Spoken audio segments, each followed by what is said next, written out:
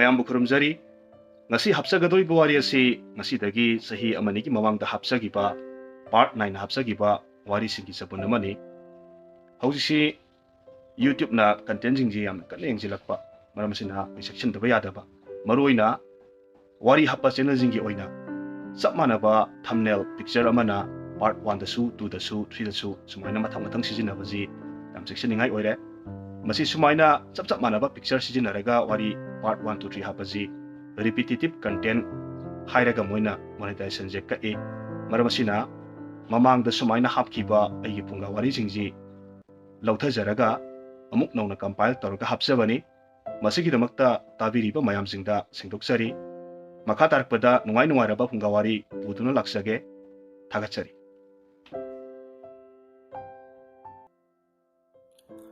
Mamangai matamni leibak amada sahi hopagi thoram oina leibak tugi ningthong masilaga achauba chaklen amakhak sel langlamme saklen aduda leibak tugi ahal oiraba sing amadi phamnai tunai pa pumnamak suna tilamme saklen du asukki matik saungna ningthina sil langlamme saklen du chaba loiraba matung ngaihak saba tokpagi pothana batanja aduda thangnaba leibak tagi tomba kauba nupa amakhakna sangsillaklamme tomba mahakna maphamduda una saba sagol achauba amakhak miyam tiliba adomda pusilaklamme una saba sagol du hek yengba matamda asengba sagol ka chap manarame maramaduna tiliba miyam aduna sagol du asengba sagol ni haina khalamme tombana ningthau adubu nolokna khurumlamme aduga asumna hairamme iningthau ibungo nanai aihakna iningthaugi pothavada yetlare nanai aihak pungakpiyu nanai aihakna mitranggi sagolsi usaningduna tokjabani tomba asumna amuk makha taraklamme iningthau ibungo masigi sagolsi asamba sagol natte iningthauna yoningba maphamdu mitna kupada yohunba ngamba sagolni tombagi waphamduda ningthaudu karemna bagi minok amaga loinana asumna khomme ibungo nahaki una saba sagolsi yengbada karisu ahenba magun yaudene supnagi sagol asengba manba sinatana karisu yaude sagol asibu sariba nupa asibudi khulhaiba misak amani haibabudi yai madunatana karisu ahenba magun amatasu udene hei tomba ningthogi wadu taraka makha taraklamme iningthoibungo iningthona khalibo wakhaldu onare tasengna masigi sagol asigi matengna aikoina pamliba maphamdu mitna kupada yaubangamba sagolni iningthongna aigi waphamsi thajabidrabadi aigi sagol asigi tawbangambasi utnabagi tanja amakhak pinabiyu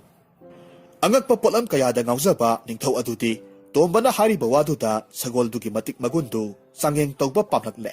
maramasina ningthau aduna tombada onsilaga asumna hairamme phare nahakna hariba adunabu chumlavadi phai adugane karigumba lalamba thoklavadi chairak phangani haibasi kauganuko ningthaugi wadu taraga tombana khomme iningthau ibungo nanai aihak karisu haijaro adudi iningthongna yauba pamliba maphamdu nanai aigi iphamda takpiro tombagi wadu taraga ningthongna thajadaba minok amaga loinana asumna khomme yengutu ada uriba singse asi haiduna ningthongna konunggi awamda leiba konungdagi ikok kokna uba sing aduda makhut thilamme aduga ningthau aduna asumna hairamme uredana singse masigi singkhongdagi leimaida taduna leiba una ama hojikmak aigi khutta piyu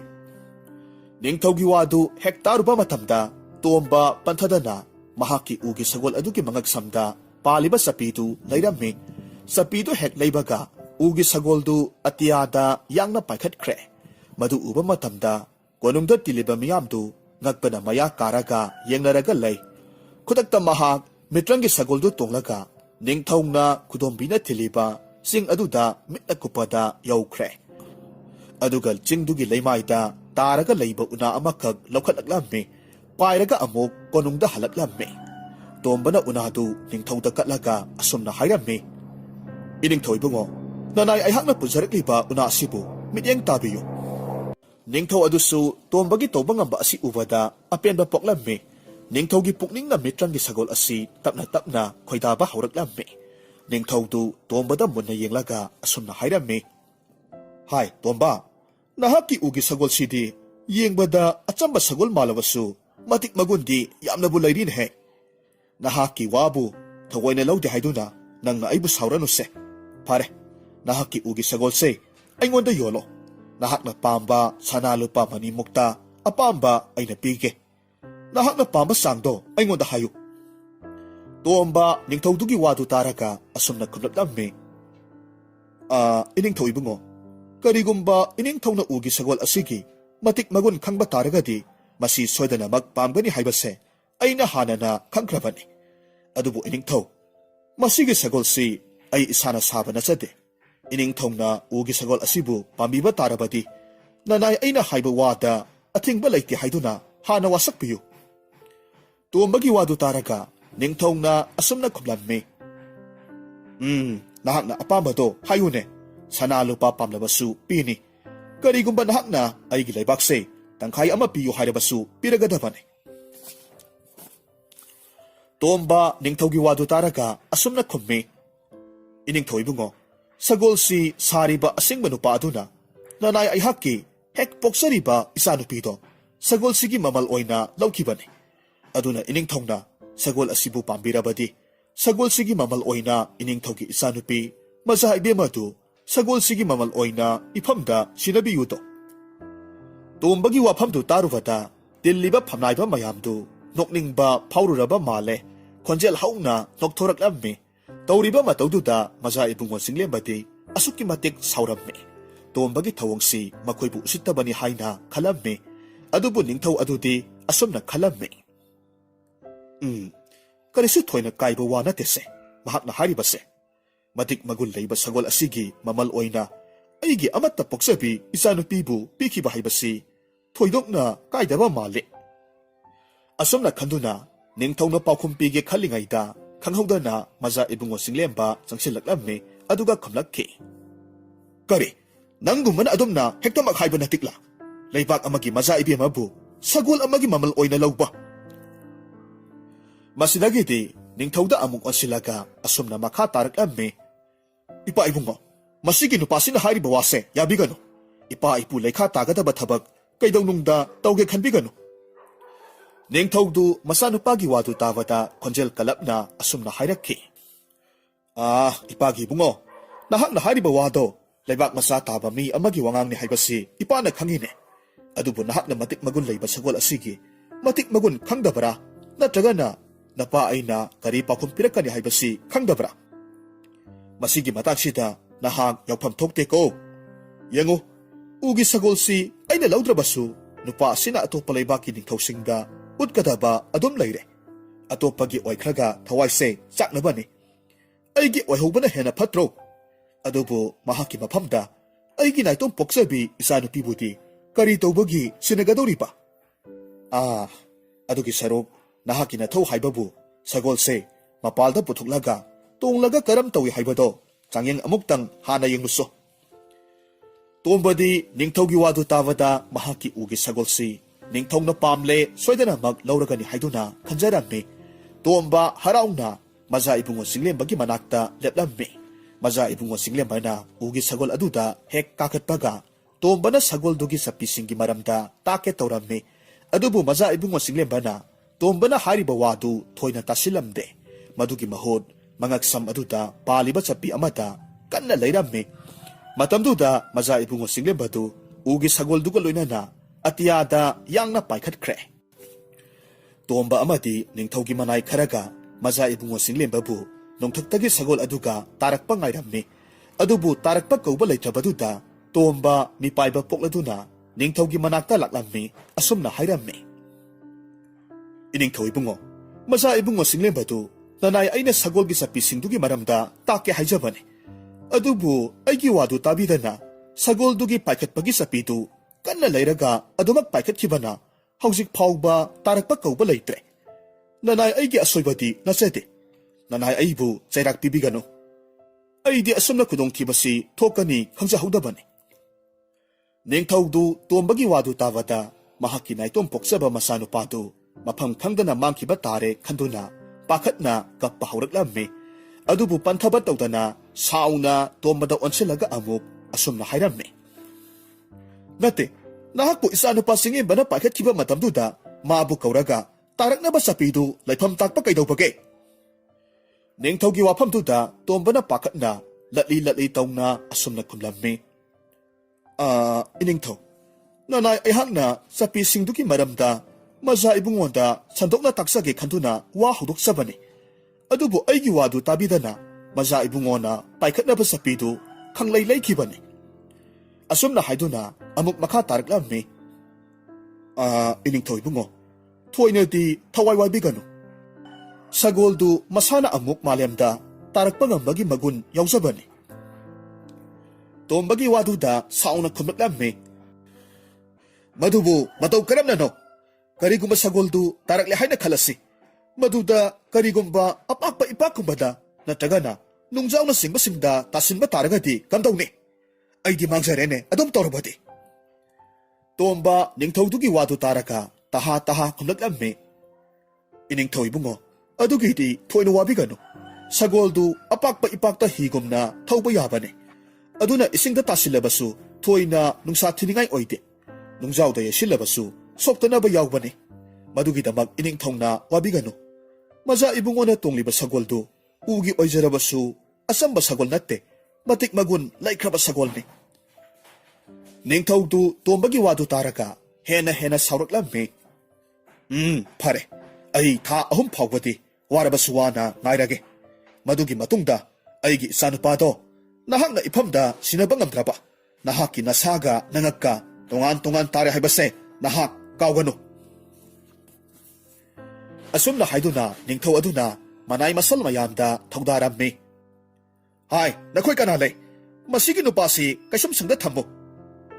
Ningtaw dugi wadu tawada, manay karasang silaglaga, tuwamba busing do na, businkre, tuwamba su kanalaw kong do na, zatkiram mi. Iningtaw ibungo, nanay ay haki taway dadi, kandiyu, nanay ay hak tasing nalanjadaba ni, hayram mi. Nakal amarom da na, kamdawri, maza ibungo singlim bado, ugi sagol do tunglaga, ahang bamalangda, asum-asumpay kalaglammi, mahak na asum-asumpay kalagpa matamda, mahaki mamita, awang-awang basing mayamsing do, yeng bada, apig palay tumoy na urammi. Matamaduda, maza ibungo singlim bagi wakalda, asum nagkalammi. Karino, masigi ugi sagol sidi, yeng bada icam-cam na ubagi wani, matik magun, otok na laikreda. Ay napay kalaglibasi, otok na bu wangkre. Pare, makada amok paitaba na parani. Asum na kando na, maza ibungo singlemba na, mahak na laikat kiba sa pidu laitarami, adubo sagol do di, paitaba sungam ngamlamde. Matamaduda, maza ibungo singlemba do, pakat pa paurak lami, matamasida mahak na, wakal da asum na kalli.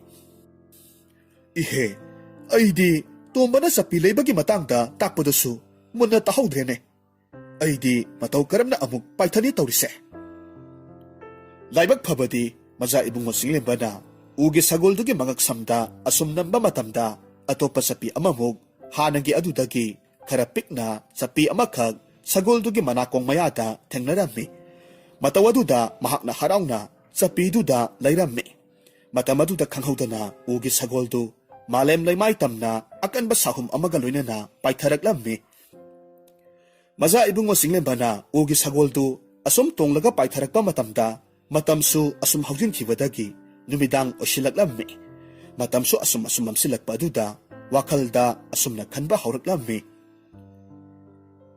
Karino, ay bo amang mamarak sida, ahang bamalang sida, ito umta karino, tawgadaw ribasibo. Masigi ugi sagol asisu, tuna paitagi haydi. Mihun taon ga mapamarang kang drene, ay bo. Asum na kana paitaragpa sida, ahing nungyagi matamda, maza ibungon singlemba, ugi sagol dugo loy na layma yorok lammi. Mahak na ahang mamalangda masado ko'y pay rubagi. Wabaga kariga. Ayub ta saki basak na dudagi. Karisusad ba oy baga. Masado waba na. Ugi sagol duda upsil laga layrammi. Waba karap haraba kanta. Mana layribasi kaday dano hayduna. Amamba marag aduda ko'y layraga yengi. Matamasida mahak na kangle.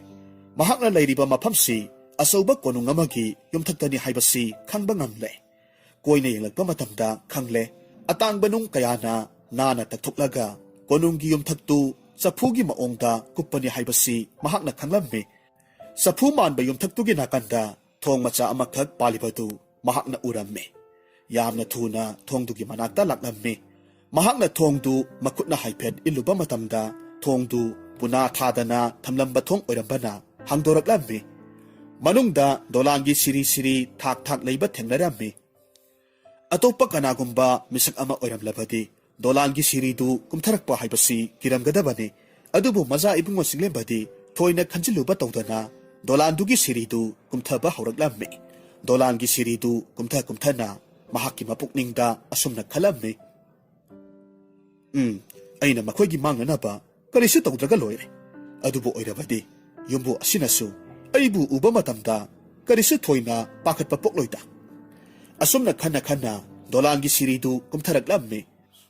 mahakna asum kumtharakpa matamda asauba mayai kaduga thangnaba kadu thong launa hanglaga mainam pareng thalibadu thengnaramme singlemba kaduda khong thangjinge tawi adubu kadugi thongjinda thongakpa nupadugi nakhokpa makhol tawada tuminna leptuna lai thongakpadugi phibamdu yengbada asukki matik nokningba phawba matawni mabuk akangbaduga thongjinda nga tharaga kanna nakhokle nakandana asangba thangsang amasu laimaida taduna lai maza ibungo singlembana khangba ngamle kasi asamba kanatte ningthaugi loina bisingi natragana maza ibi masingi kani haibasi khangba ngamni maza ibungo singlembana thongjinda leplaga kaduda kana leibage haiduna cheptharaga yenglammi matamduda ningthiraba kadu nupi kayana phak tharaga tumlibadu urammi aduga kadugi kasin oirapna angakpa phamung amada ningthirabi nupi amakhak tumle mataududa maza ibungo singlemba mapukningda asomna khalamme o phamungda ningaidana tumliba nupisi leibaksigi maza ibema soidanamak oini aduga leibakta tumliba nupi mayam asina mahaki manai masan soidanamak oiramgani asomna khanduna tapna makhol thokhandana tumlaga leiribi maza ibema dugi manakta sangsilaklammi singlemba tumlaga leiribi maza ibema du uba matamda maya kaduna yenglaga leiramme mahaki mapukningda asumna khalammi is karino maza ibi masidi naksilaklaga na hena phajaba helamnidana aibu maza ibi masi yengduna asum lainingliba sibu karigino ngaikho aikisi migi nupi ngangta leiba kasida lona changlak iba sibu atopana hek khangkhibada ai hingbagi walaite karigumba tumliba nupi mayam sigi maraktagi ama hek makeup thoraklabadi ai loire masidagidi maza ibungo singlemba tapna makhon thokhandana maza ibe maduki phamungi nakanda phamtharammi matamsida maza ibe madusu tumlubadagi makeup thorakpa matamne mahakna makeup thorakpa matamda mahaki mitmangda masak matau phajaraba nupa amakhak phamlaga leirambaduda maza ibe madu yamna ngakna jinglembada yengduna lai maza ibungo singlemba maza ibe maduna makeup thorakpa aduda pakhatna khonjel pikna asumna hairamme maza ibema aise thangnaba leibaki ningthong masani angakpa mitranggi ugi sagol ama tonglubadagi tarang malangda pairubadagi maphamsida tajarakpani aina maza ibema hoigi mangnanaba karisu tawjaro aibu thajabiyo maza ibema sinthoibi maza ibungo singlembagi samjaba matawduda khoidaba pokluraba male noklaga asomna khumlaklamme maza ibungo adugidi thoina wabiganu aikhoisu khangjai maza ibungo hoigi leibaki miyok misal phajaba matawdo aikhoisu khangi aikhoigi leibak miyamna tambadagi aikhoina khangi leibaki miyam kayabu maza ibungo hoigi da thunglaba matamda ningthina seba tawi haibase haine aduda sunatana makhoibu tekta kaidanaba seksina senabi hainasu tamme aduna leibaksigi maza ibema sinthoibi aina maza ibungo bu kaidawnungda awaba tahanjaroye seksinna ngak senjage makhoi anina wari sanabaduda tumduna leiramba maza ibema sinthoibigi manai masal mayamdu mitkap thoraklamme matamaduda maza ibema sinthoibina manai masal mayamduda maza ibungo singlembana ningthina pothanaba phamung ama thorang tau hairamme aduga mahakna sananaba karino saba yaba kharasu thorang tau hairamme mataw asumna numittumadi maza ibema sinthoibigi konungda ahing leklamme Somdana maza ibema sintoibi ahingdu maza ibungo singlembana mahakpu pamlamgadra pamlam moidra kari khalamgani khalubada tumthaba yaramde maza ibema sintoibi wakhal langtaknabana asum henjilakpadagi manai asanbi tombi kausillaga hairammi tombi maza ibungo singlembana aibu ubada kari khalamgani aduna khoidi maza ibungo singlembasibu aigi oivada matik sai haina khanbara nahakna khanbadusu tamune tasine maza ibe masin thoibigi wadu tavada manai asanbi tombina khumlaklammi maza ibe magi phajaba ubada maza ibungo singlembadu maya karaga maza ibe mada adum yenglaga leibagi wanise maza ibe maga yengnabada maza ibungo singlembase thoina nopte aikhoigi iningthongna maza ibungo singlembabu mamak oiba phanglabadi leibak asigi mingsat hengatkani haina nanai nupina khanjaido asanbi tombigi waduda tasengna mahaki khawrangbadu kokhanba ngamlamde adubu makha tana wari sanaba pamdabadagi manai nupi singtu tumloro haina hairamme mathangi ayukta maza ibema sinthoibidu mahaki leiriba phijet leiteng mayamdu amamuk set tawduna leiramme manai nupi mayamdudi ngakpana loikhre nongmata phijet leitengda thoina pukning changdaba maza ibemana asumna tawrambaduda yamna ngaklamme maza ibemadu phijet leiteng mayamdu yengna masindasu asumna sole maza ibungo singlembana aibu ubada ngaudrabadi kamdawni aidi ngasidi leiteng mayam sidagi khwaidagi phajaba ama khanbasisu onthokna lukhre tawrise kanade masigi lei masugi nung thinba sana si sijillage aduga masigi chanaba phi amaga insilage matawaduda asanbi tombidu maza ibema sinthoibigi manakta prap changsilaklamme aduga hairamme maza ibema lei masugi nung thinba sana si phajababudi phajai adubu maza ibemagi phajabaduga yengnabadati masigi sana sibasi phajabadu hantagadaba male atopa ama oina yengsiba asumna haiduna manai asanbi tombina maza ibemaga sanagadaba sana lupa mayamdu yengba hauraklamme asum yenglakpa matamda asangba masugi nung thinba piktak tauba sana amakhak thengnare maduga jura oiba liksu yauramle madu sisinbire maduga sanaba sangbanaraba phi amasu insinbire pumnamak loirabada maza ibemadu mingsel mamangda lepnaga mang amuk yeng tung amuk yeng tawduna lei aduga asanbi manai tombida onsilaga hairammi tombi kanano nupi ama maza ibungo singlembagi manakta thakho ai haujikmak maza ibungogi manakta lakani haina tamlusso maza ibe masinthoibigi wadu tavada asanbi manai tombina nupi ama thaduna pautu maza ibungo singlembagi mafamda tamlusso hairammi manai nupi aduna maza ibungo singlembagi kada lakpa matamduda maza ibungo singlembasu maza ibe masinthoibigi manakta chatke losilambani manai nupi aduna maza ibe ma oina lakani tamlabaduda singlembana asumna khumlakhi o phare aisu maza ibe magi nakta laksage tawbane adubu maza ibe ma oina lakani hairebanina ai mafamsida ngairage manai nupi du paudu tamba maza ibe ma sinthoibigi manakta prap chatkhirammi ikui kuidana maza ibe ma sinthoibidu maza ibungo singlembana lairiba kadu tamna prap laklamme singlembana maza ibema sinthoibi ubada nolokna asumna hairamme maza ibema ai oina maza ibema gida laksage tawbane aduda maza ibema lakani haibaduda maza ibema oina ngaijarabane singlembagi wadu tawada sinthoibidu nokphet tawraga khomme maza ibungo nanagida lakpa haibadu karisubudi kaide aduda pabungi manai asanbado laklabadi nungaita tawbane mahakti pabungi asanba oibana aigidasu changthok changsin tawbasi athingba leite aduna aina oina maza ibungogi nakta hektamak laksarabane maza ibungo singlembaga maza ibema sinthoibigadu isam samna wari watai sanaramme matamaduda maza ibungo singlembana makhoigi leibaki sahi hauba thoramda pangthokpa kumhaiduki maramda maza ibema sinthoibida wari liramme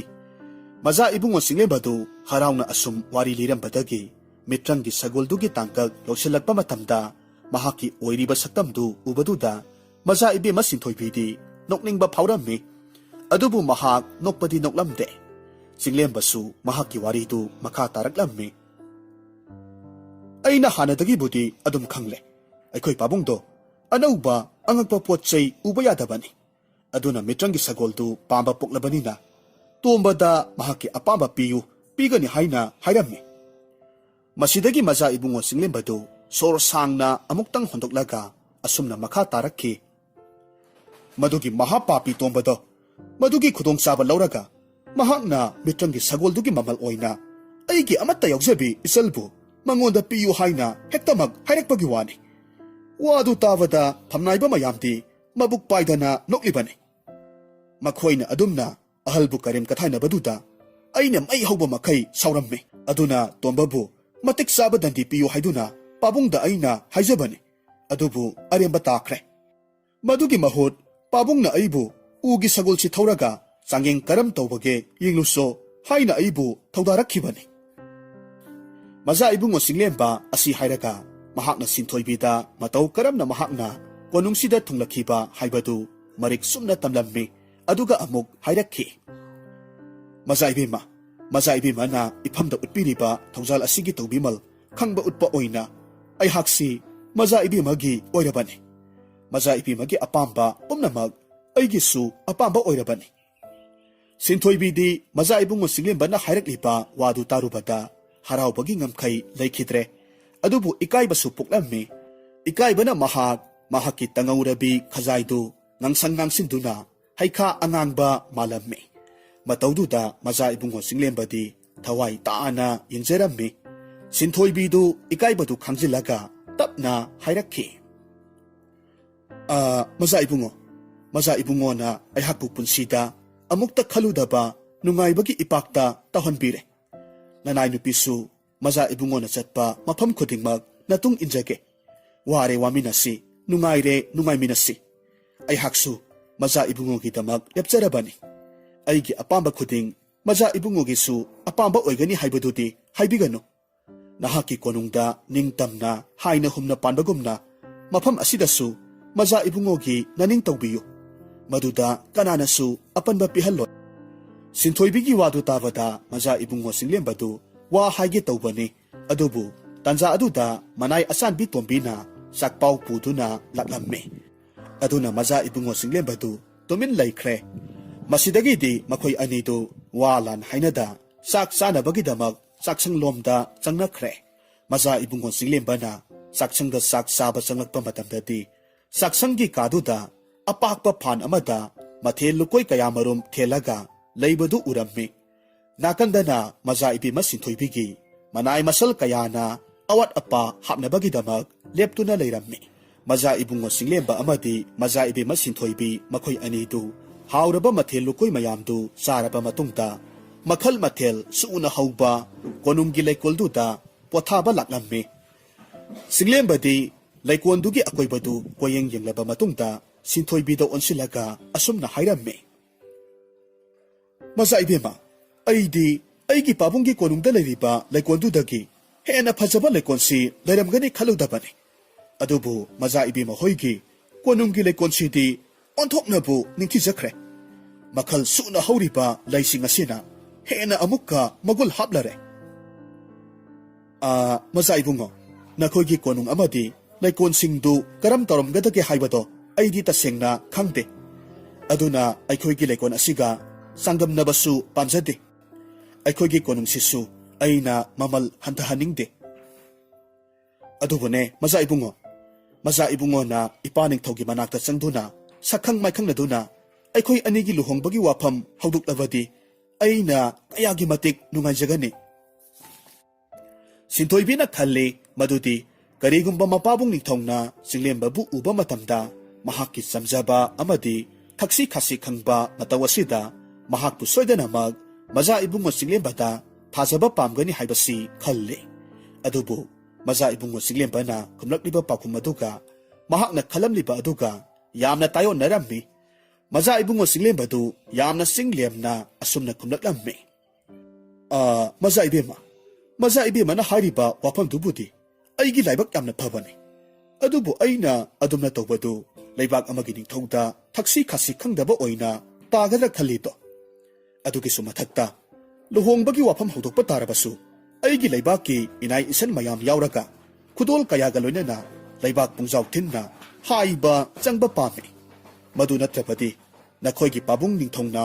aibu sasinaba oina khankibasu yai sinthoi thoksadana khumlaklammi adugi wa oire adugi di thoina warunu aikhoigi leibak asida nakhoigi leibak adugi mi yamna leibani makhoidagi sana lupa lauraga makhoiga loinana pabung ningthogi manakta changlaga loire maza ibungo singlembadu maza ibimana mahakkidamak khanjabadu ubaduda apenba poklammi adubu matamasida mahak masamaksi leibak amagi ningthong masani haibasi nisinglaktuna masagi mathaudagi mai khak leiraga sienge khalamde aduna asumna hairakki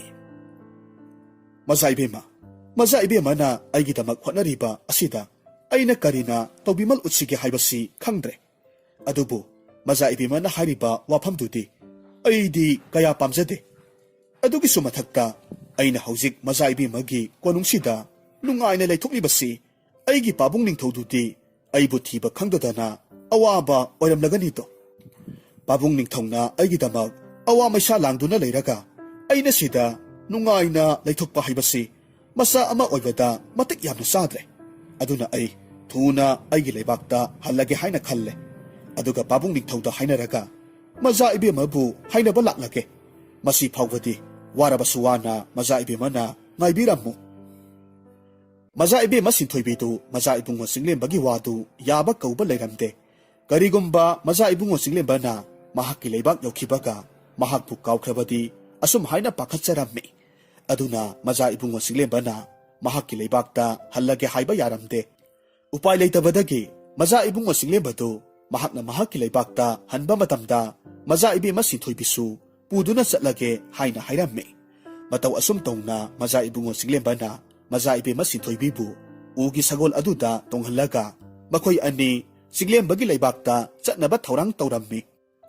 makhoi ani na ugi sagoldu tonglaga asum pairaga lakpa matamda pung ani muk helaba matungda singlembana atiyadagi makhoigi konungdu uraklammi maza ibungo singlembana ugi sagoldu konunggi manakta leiriba lampak aduda tananaba hotnarammi adubu phaijai chatkibadagi konungdagi khara lapna leiba mithungsang adugi mamangda tasillammi mafamdu hek yobagadi maza ibungo singlembana maza ibema sinthoibibu ningthiraba ka amada pusilaklammi maza ibungo singlembana maza ibema sinthoibida onsillaga asumna hairammi maza ibema nahak mafamsida mitup kharadang potharamu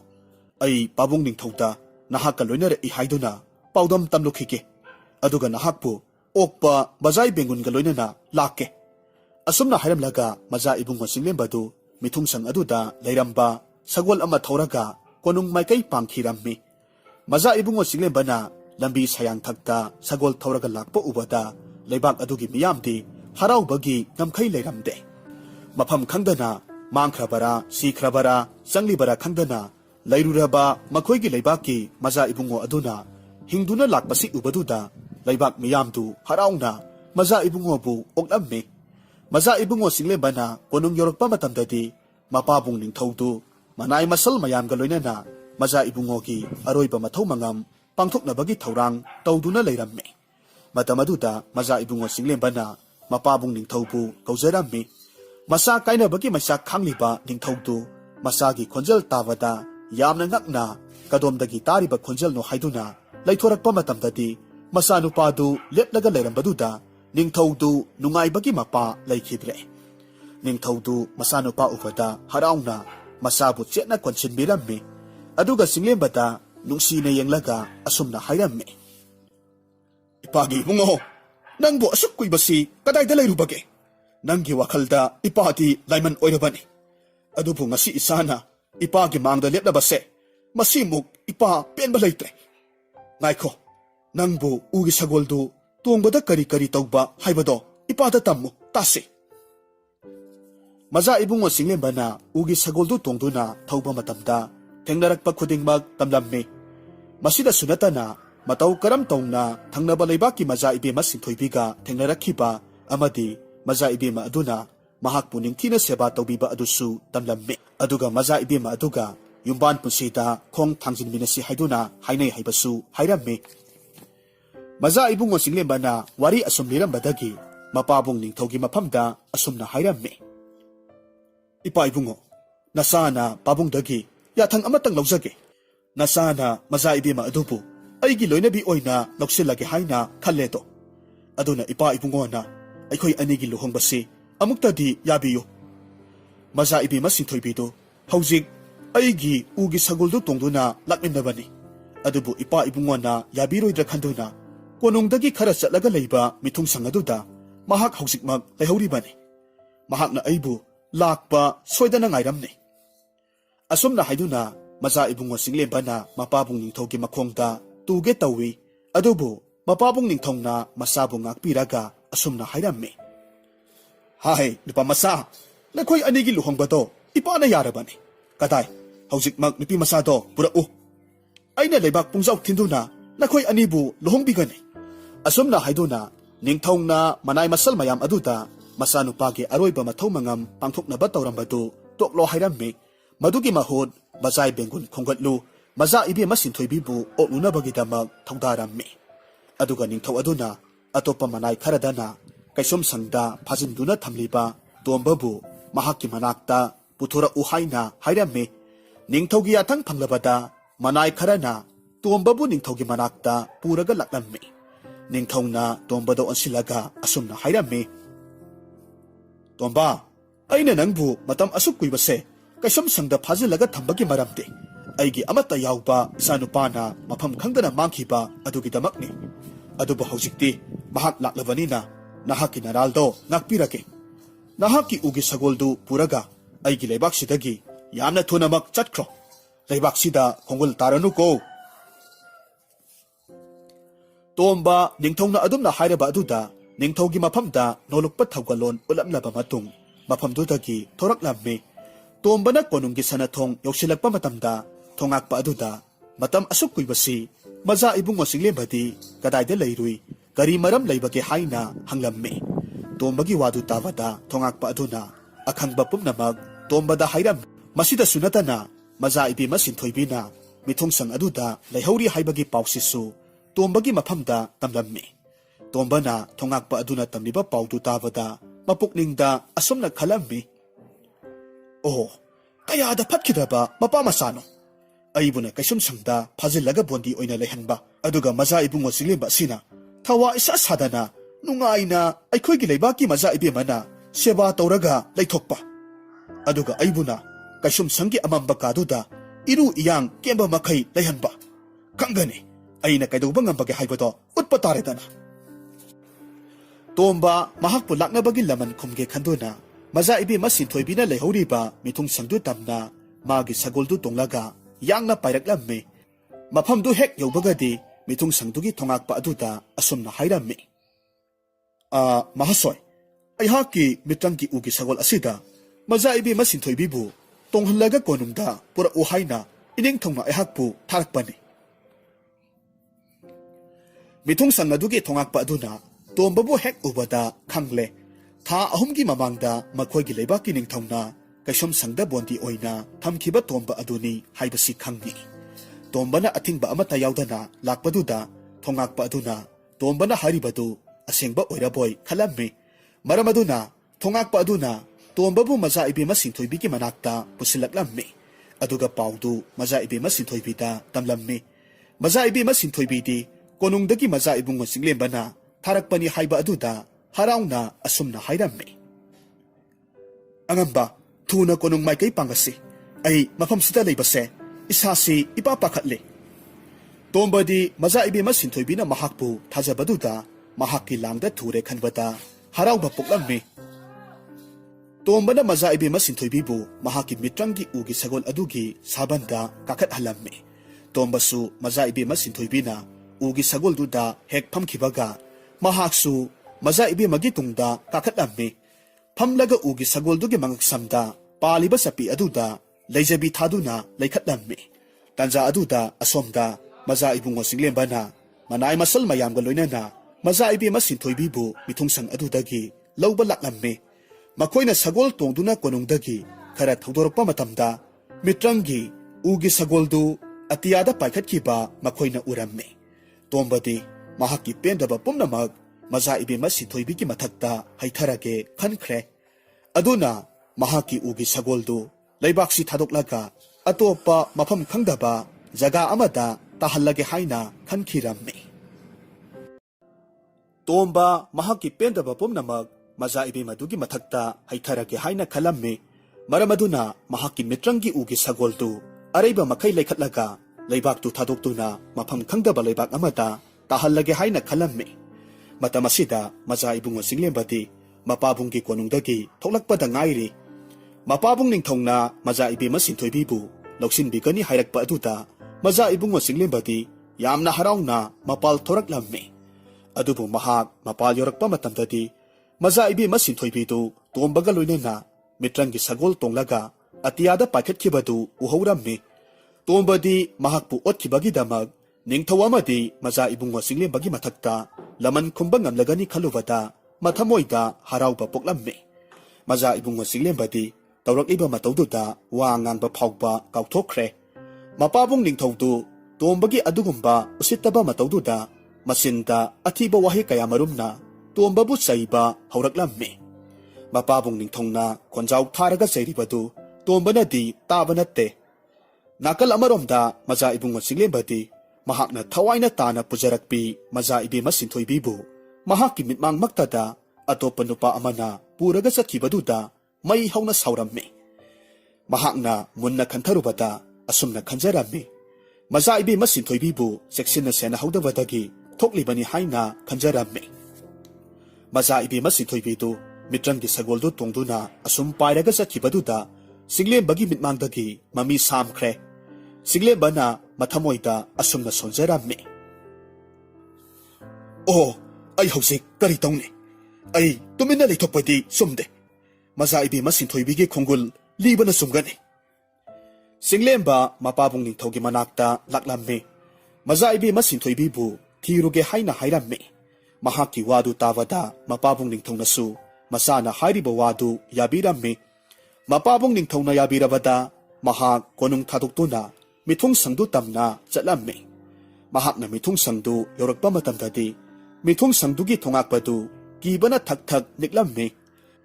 ꯊꯣꯉꯥꯛꯄ ꯑꯗꯨꯅ ꯀꯤꯅ ꯃꯆꯥ ꯏꯕꯨꯡꯉꯣ ꯆꯤꯡꯂꯦꯝꯕꯒꯤ ꯃꯈꯣꯡꯗ ꯇꯨꯗꯨꯅ ꯉꯥꯛꯄꯤꯌꯨ ꯍꯥꯏꯅ ꯍꯥꯏꯖꯔꯝꯃꯤ꯫ ꯃꯆꯥ ꯏꯕꯨꯡꯉꯣ ꯆꯤꯡꯂꯦꯝꯕꯅ ꯊꯣꯉꯥꯛꯄꯗ ꯌꯦꯡꯂꯒ ꯑꯁꯨꯝꯅ ꯍꯥꯏꯔꯝꯃꯤ, ꯊꯣꯉꯥꯛꯄ, ꯍꯧꯒꯠꯂꯨ, ꯅꯪꯒꯤ ꯅꯔꯥꯜ ꯅꯠꯇꯦ, ꯃꯁꯤ ꯄꯨꯝꯅꯃꯛ ꯑꯩꯅ ꯁꯣꯏꯕꯗꯒꯤ ꯊꯣꯛꯄꯅꯤ꯫ ꯑꯗꯨꯒꯤ ꯁꯔꯨꯛꯄꯨꯗꯤ ꯍꯧꯖꯤꯛꯃꯛ ꯑꯩꯅ ꯁꯦꯠꯅꯅꯕ ꯆꯥꯛꯅꯤꯕ ꯑꯃꯒꯤ ꯐꯤꯖꯣꯜ ꯈꯨꯗꯛ ꯑꯁꯤꯗ ꯊꯤꯔꯛꯀꯗꯕꯅꯤ꯫ ꯃꯆꯥ ꯏꯕꯨꯡꯉꯣ ꯆꯤꯡꯂꯦꯝꯕꯒꯤ ꯋꯥꯗꯨ ꯇꯥꯕꯗ ꯊꯣꯉꯥꯛꯄꯗꯨ ꯌꯥꯝꯅ ꯍꯔꯥꯎꯅ ꯈꯨꯗꯛ ꯑꯗꯨꯗ ꯆꯥꯛꯅꯤꯕ ꯑꯃꯒꯤ ꯐꯤꯖꯣꯜ ꯊꯤꯕ ꯆꯠꯈ꯭ꯔꯦ꯫ ꯊꯣꯉꯥꯛꯄ ꯑꯗꯨꯅ ꯃꯍꯥꯛꯀꯤ ꯃꯤꯊꯨꯡꯁꯪ ꯑꯗꯨꯗꯒꯤ ꯈꯔ ꯂꯥꯞꯇꯛꯅ ꯂꯩꯕ ꯀꯩꯊꯦꯜ ꯃꯆꯥ ꯑꯃꯗ ꯂꯥꯛꯂꯝꯃꯤ꯫ ꯑꯗꯨꯒ ꯀꯩꯊꯦꯜꯗꯨꯗ ꯂꯩꯔꯤꯕ ꯆꯥꯛꯅꯤꯕ ꯃꯌꯥꯝꯗꯨꯒꯤ ꯃꯔꯛꯇꯒꯤ ꯀꯅꯥꯒꯨꯝꯕ ꯃꯤ ꯑꯃꯈꯛ ꯊꯤꯔꯛꯂꯝꯃꯤ꯫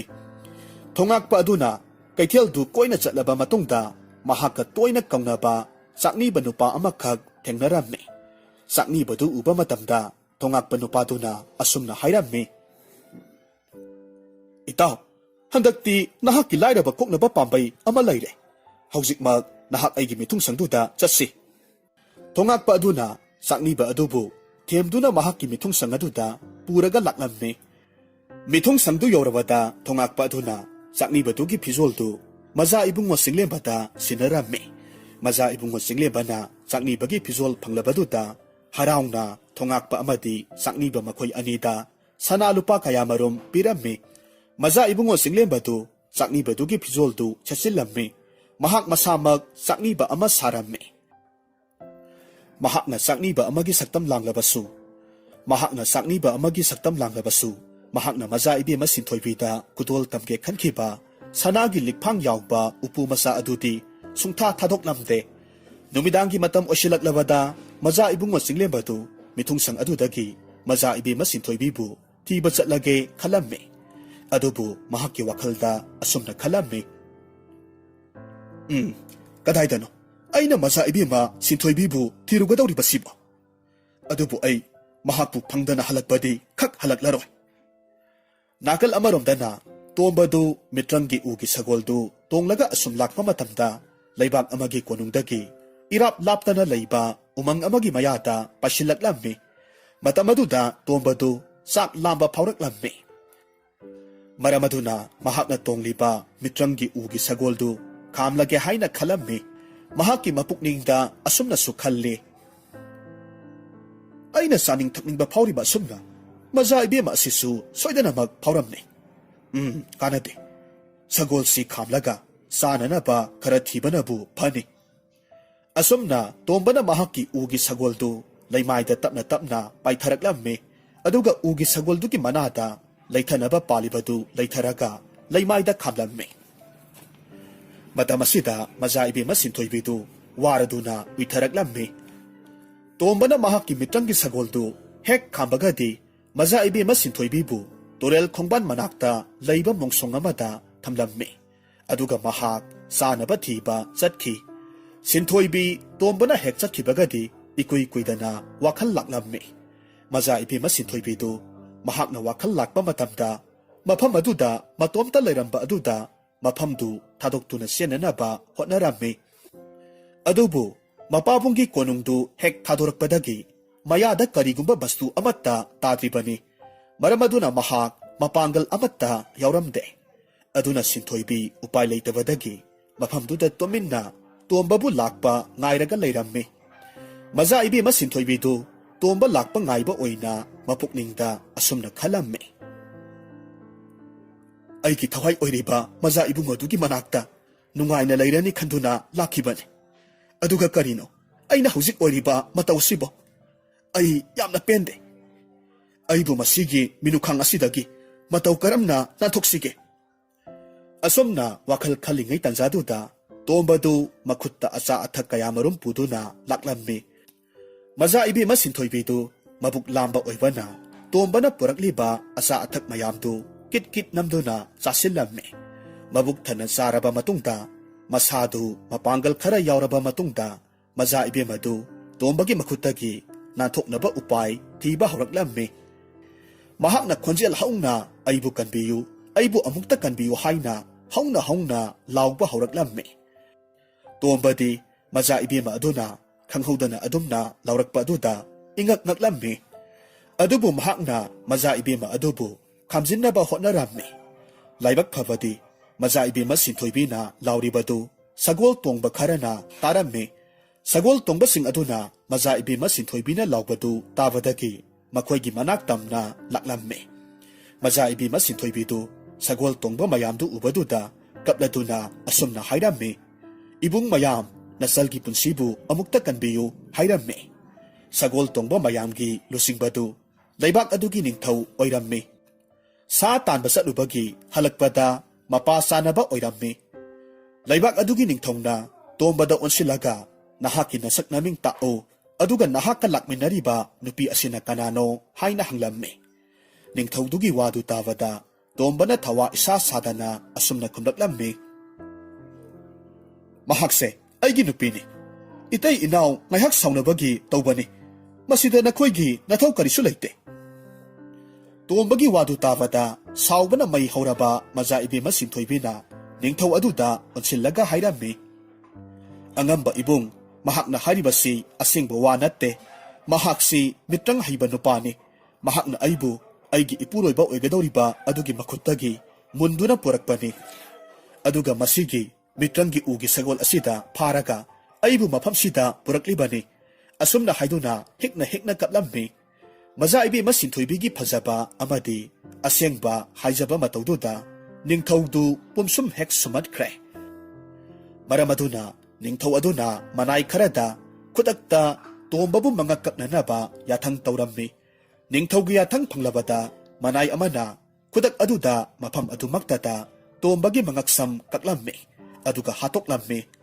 maza ibi masinthoibidu tombagi makhutagi na thokle haina haraurammi adubu mana khangdaba amadi mahakna haujik oriba phibamsi lamhuigi makhutagi na thoklaga kaigi khayata tai haibadu tadore haibasi khangjaba natte maza ibi masinthoibibu kalliba ningthau adugi mamingna punsiba kaurammi ningthau punsibana manai kharada maza ibema sintoibina tongnanaba sagol amakhak thaurang tau hairame ningthaugi wadu tabada manai kharana khudakta maza ibema sintoibina tongnanaba sagol ama thaurang tauramme maza ibema sintoibina sagol aduda hek tongbaga ningthau punsibana magi konung maikai pangnanaba hairaklamme makhoi mayamdu sagol tonglaga asum lakpa matamda ningthaugi konung yoksilaklamme ningthau punsibagi konungdu fajabagi mapa lairamde ningthau punsibana manai nupi kharada maza ibema sintoibibu ningthina thaugal tau hairamme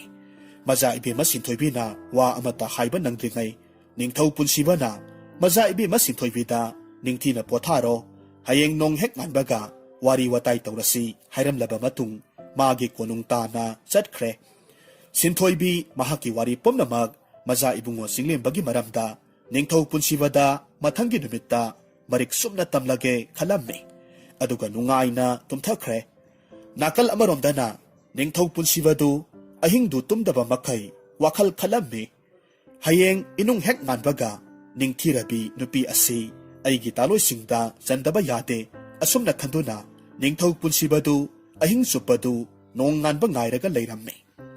mathangi anganba ayukta konung pumbaduda senbung yaiduna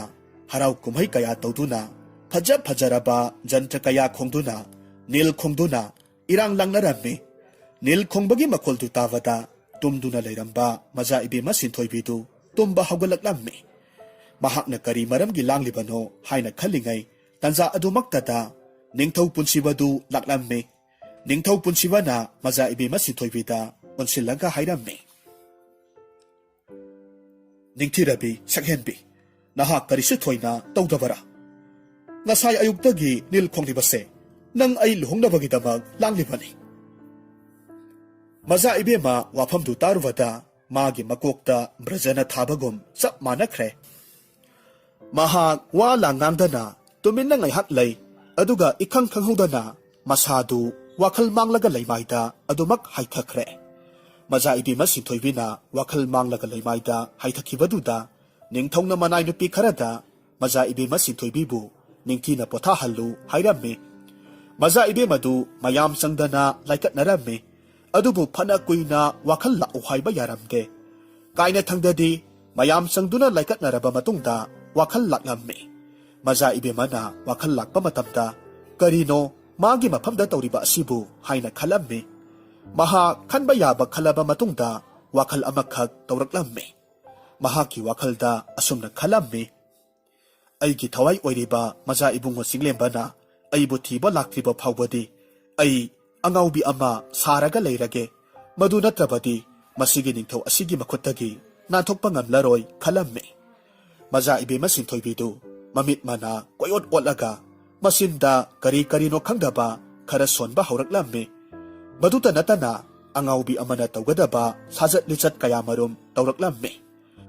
ayokki matamdadi maza ibema sinthoibidu haina mayam sangduna senaba yaramme adubu numidangi matam yoksilakpa kandadi magi matawdu kananasu phajin punsinba ngamdre asumna asum tawbasida maza ibema sinthoibigi phibamdu nongmagi sathiba henjilaklamme magi matawduda ningthau punsibadi kari tawni khanbada khanpham khangdre ningthau punsibadu mapukningda asumna khalamme sakhenbi asena asum tawduna leirabadi aigi aningbase thunglaroi kanade aigi konungda leiriba maiba mayamsi kauraga sakhenbi asibu yenghandaba yade asum khanduna ningthau punsibana maiba kayamarum puduna maza ibema sinthoibigi manakta laklamme maiba mayamdu ubada maza ibema sinthoibidu mapukningda asumna khalamme maibana aigi khudangi mihulsi hek paiduna yenkrabadi aina tawribasi ngausinaribani haibasi khangkragani aduna ai upai ama natraga upai ama tawraga maiba mayam asina mihul paidanaba honadaba yade asumna khalamme asumna maza ibema sinthoibina maiba mayam adubu phubane saibane tawduna manakta kanamata changhalamde ahaiba saba maiba kharana mihul yengdrabasu anaba masa khakta yenglaga layengba ngami hainabasu yawramme makhoi aduna maza ibema sinthoibina ngausinaribadu haiphet yenglaga mana masingi hidak pirambasu yauramme. Adubu maja ibema sintoibigi masada ahongba karimata uramde. Matawaduda ningthau punsibadu thawai yamna waramme. Maramaduna laibak aduda laiba maiba khudingmak kaukhatlamme. Aduga maja ibema sintoibibu yenghallamme. Adubu madudasu kanaba karisu phanglamde. Tasengnamakidi maiba singaduna haitabagi wa ngakta sunatte. Maja ibema sintoibina angaubi saraga laibanane. Mahak tasengamakidi karisu tawbanatte. Adubu madu khangdaba ningthau punsibadi maja ibema sintoibigi khanbada awaba haibadu oiramme. Ningthaudu mahakki leibakta leiriba maiba amatana maja ibema sintoibibu pahanba ngamdabaduda thangnaba leibak kayada ahaiba maiba pamjai haina paujel piramme. Paujel du tabada leibak kayamarumdagi maiba kayamarum laktuna maja ibema sintoibigi masadu laptakna yenglamme. Manak sanglaga yengba yadabana maiba mayamdu layeng kanglon haiba ngamdana hankibasu kayamarumne. Maiba mayam aduna hidak langthak phana thaduna su maja ibema sintoibigi masada ahongba karimata uramde. Asumna asum leirakpa sida nakal amaromdana maja ibungo singlebadu mafam khuding chatuna maja ibema sintoibibu koina thiramme. Maja ibungo singlebana asum lakpa matamda kaina thangdadi maja ibema sintoibina leiriba leibak aduda thunglaramme. Mahakna leibak aduda thunglaba matamda leibak tugi miyamdu makoigi ningthaudugi luhongani haidana tauriba nupidu luhongba numit aduda angaubi oikre haibagi wasi wari naramme. Mayamna sanariba waridu tabada maja ibungo singlebana mithungsang amada sangsilaga thongakpa aduda waridugi maramda asumna hanglamme. He menungsi leiraba thongakpa leibak miyamna hainariba leibak asigi ningthaugi luhongani tauriba nupidugi maramda nanay aingonda haibiba yagadra. Matamaduda mithungsang adugi thongakpa aduna maja ibungo singlebada ningthau punsibana maja ibema sintoibibu thengnarakhiba amadi maja ibema sintoibina angaubi oikibagi wari pumnamak tamlamme. Wari taraba matungda maja ibungo singlebana khangba ngamle. Makhoina hairiba nupidu maja ibema sintoibini haibasi khanglamme. Mahakna maja ibema sintoibigi laifam khanglabada maja ibema sintoibibu karam tawna kansige haina khalamme. Khanba yaba khalaba matungda mahakki saknibagi fizoldu hongdoklamme. Maiba amagi fizol sesillamme. Aduga masadu yengbada maiba mananaba haiduna khadangda asangba asaba makoi napsillamme. Aduga matam manghandana konung maikai panglaklamme. Konung hek yobagadi konung dubu kupna panariba misak aduda mahakna maja ibema sintoibibu amukta layeng jage soidana mag pahanba ngamgani hairamme. Maja ibungo singlembagi wadu tabada konung panariba nupa aduna asumna hairamme. Hai ibungo mamangda nangbu henba ahaiba maiba kayamarum maya kumduna hankrabani nangsu hankibana phaniko. Angamba adugiti thoina wabigano lairimbi amana piramba mangtaki hidakni nanay aina pijagadoriba ase. Masigi hidaksi laina khudingmak phahanba ngamba hidakni. Maja ibungo singlembagi wadu tabada konung panaba nupa aduna harauna maja ibema sintoibibu layengba haibadu yaramme. Maduda sunatana konung panaba nupa aduna maja ibungo singlebada mahaknabu maja ibema adubu phahanba ngamlabadi makhoigi ningthongna mana mathum kayasu pigadoribani haina hairamme. Konung panaba aduna hairibadu maja ibungo singlembanadi thoina tasilude. Mahakki haibabu maja ibema sintoibibu uba phanglabadi haiba wakhal asi khaktani mahakna khalibase. Singlembadu konung panaba aduna ningthau punsibagi manakta pusilaklamme. Ningthau punsibana konung panaba aduda maja ibungo singlembabu maja ibema sintoibina leiriba ka adugi yumthaktagi lona maja ibema adubu yenghallu haina hairamme. Madu tabada konung panaba aduna maja ibungo singlembabu maja ibema sintoibina leiriba ka adugi yumthakta pukhallaklamme. Singlembana yumthak adugi ahobadagi maja ibema sintoibina leiribadu lona yenglamme. Matamaduda maja ibema sintoibidudi mahakna leiriba ka aduda thariba phal amada phamlaga mamittagi mapi taduna masinda atappa nungsiba isay amakag nganglaga layramme. Madu uba matamda maza ibungo singlembagi thamoidu machet kaya thokna kaikre. Maza ibe masinthoibigi matawduda mahakna khangba ngamle. Madudi maza ibe masinthoibisi angaubi natte mabu nungsibana angaubi saduna mabu lakpa ngaibani haibasi khangle. Maza ibungo singlembana maza ibe masinthoibibu nungsina yenjeramlaga ningthau punsibagi manakta laklamme aduga hairamme. Iningthaugi loinabi asigi laina layongsi layengbada phaba ngamgadabagi khudamdi khara phangi. Sanbiduna nanay aibu mahakki manakta sangduna amuktaga yengba yananaba ayabadu pinabiyo. Maza ibungo singlembana hairibadu ningthau punsibanadi ahanbada yaramde. Adubu maza ibungo singlembana haijamanba aduda kaina thangdadi yaraklamme. Ningthau punsibana konung panaba aduda maza ibungo singlembabu maza ibema sinthoibigi manakta pusillo hairamme. Ningthaugi yathang phanglawada konung panaba nupa aduna maza ibungo singlembabu sinthoibigi manakta puraga laknamme. Sinthoibidu maibagi pizol setpa nupa ama ubaduda mahaki angaubigi saklondu langduna maza ibungo singlemba tamna masinda kari no solaga pasilaklamme. Maza ibungo singlembadi sinthoibigi adugumlaba matau aduda karisu nasungba tawdana tapna sinthoibigi manakta sangsilaklamme. Sinthoibidu maiba aduna manakta asum naksalakpaduda maibadubu phugadabagi tawraklamme. Matamaduda maza ibungo singlembana maza ibema sinthoibigi khudangdu tap pharamme. Aduga nason pikna hairamme. Maza ibema aise maiba natte nangi nungsiraba maza ibungo singlembane. Aina nangbu lauthokpa laklibane. Sinthoibidu maza ibungo singlembagi wadu tabada nungaibagi mapa leitre. Matam kuinedagi mahakna wana ngaijaba bisak aduna mabu kanbiba lakle khaluba matamda ngamkai leitana harauраmme. Khanghaudana mahaki mitmangda maza ibungo singlembana leplaba aduda harauba nungaibana henmankhibadagi wa ngangani haiba phauba kauthokpa makhai tuminna leptuna lei. Singlembadu maza ibema sinthoibina tuminna leiba aduda mabu waraukrabara haina khalamme.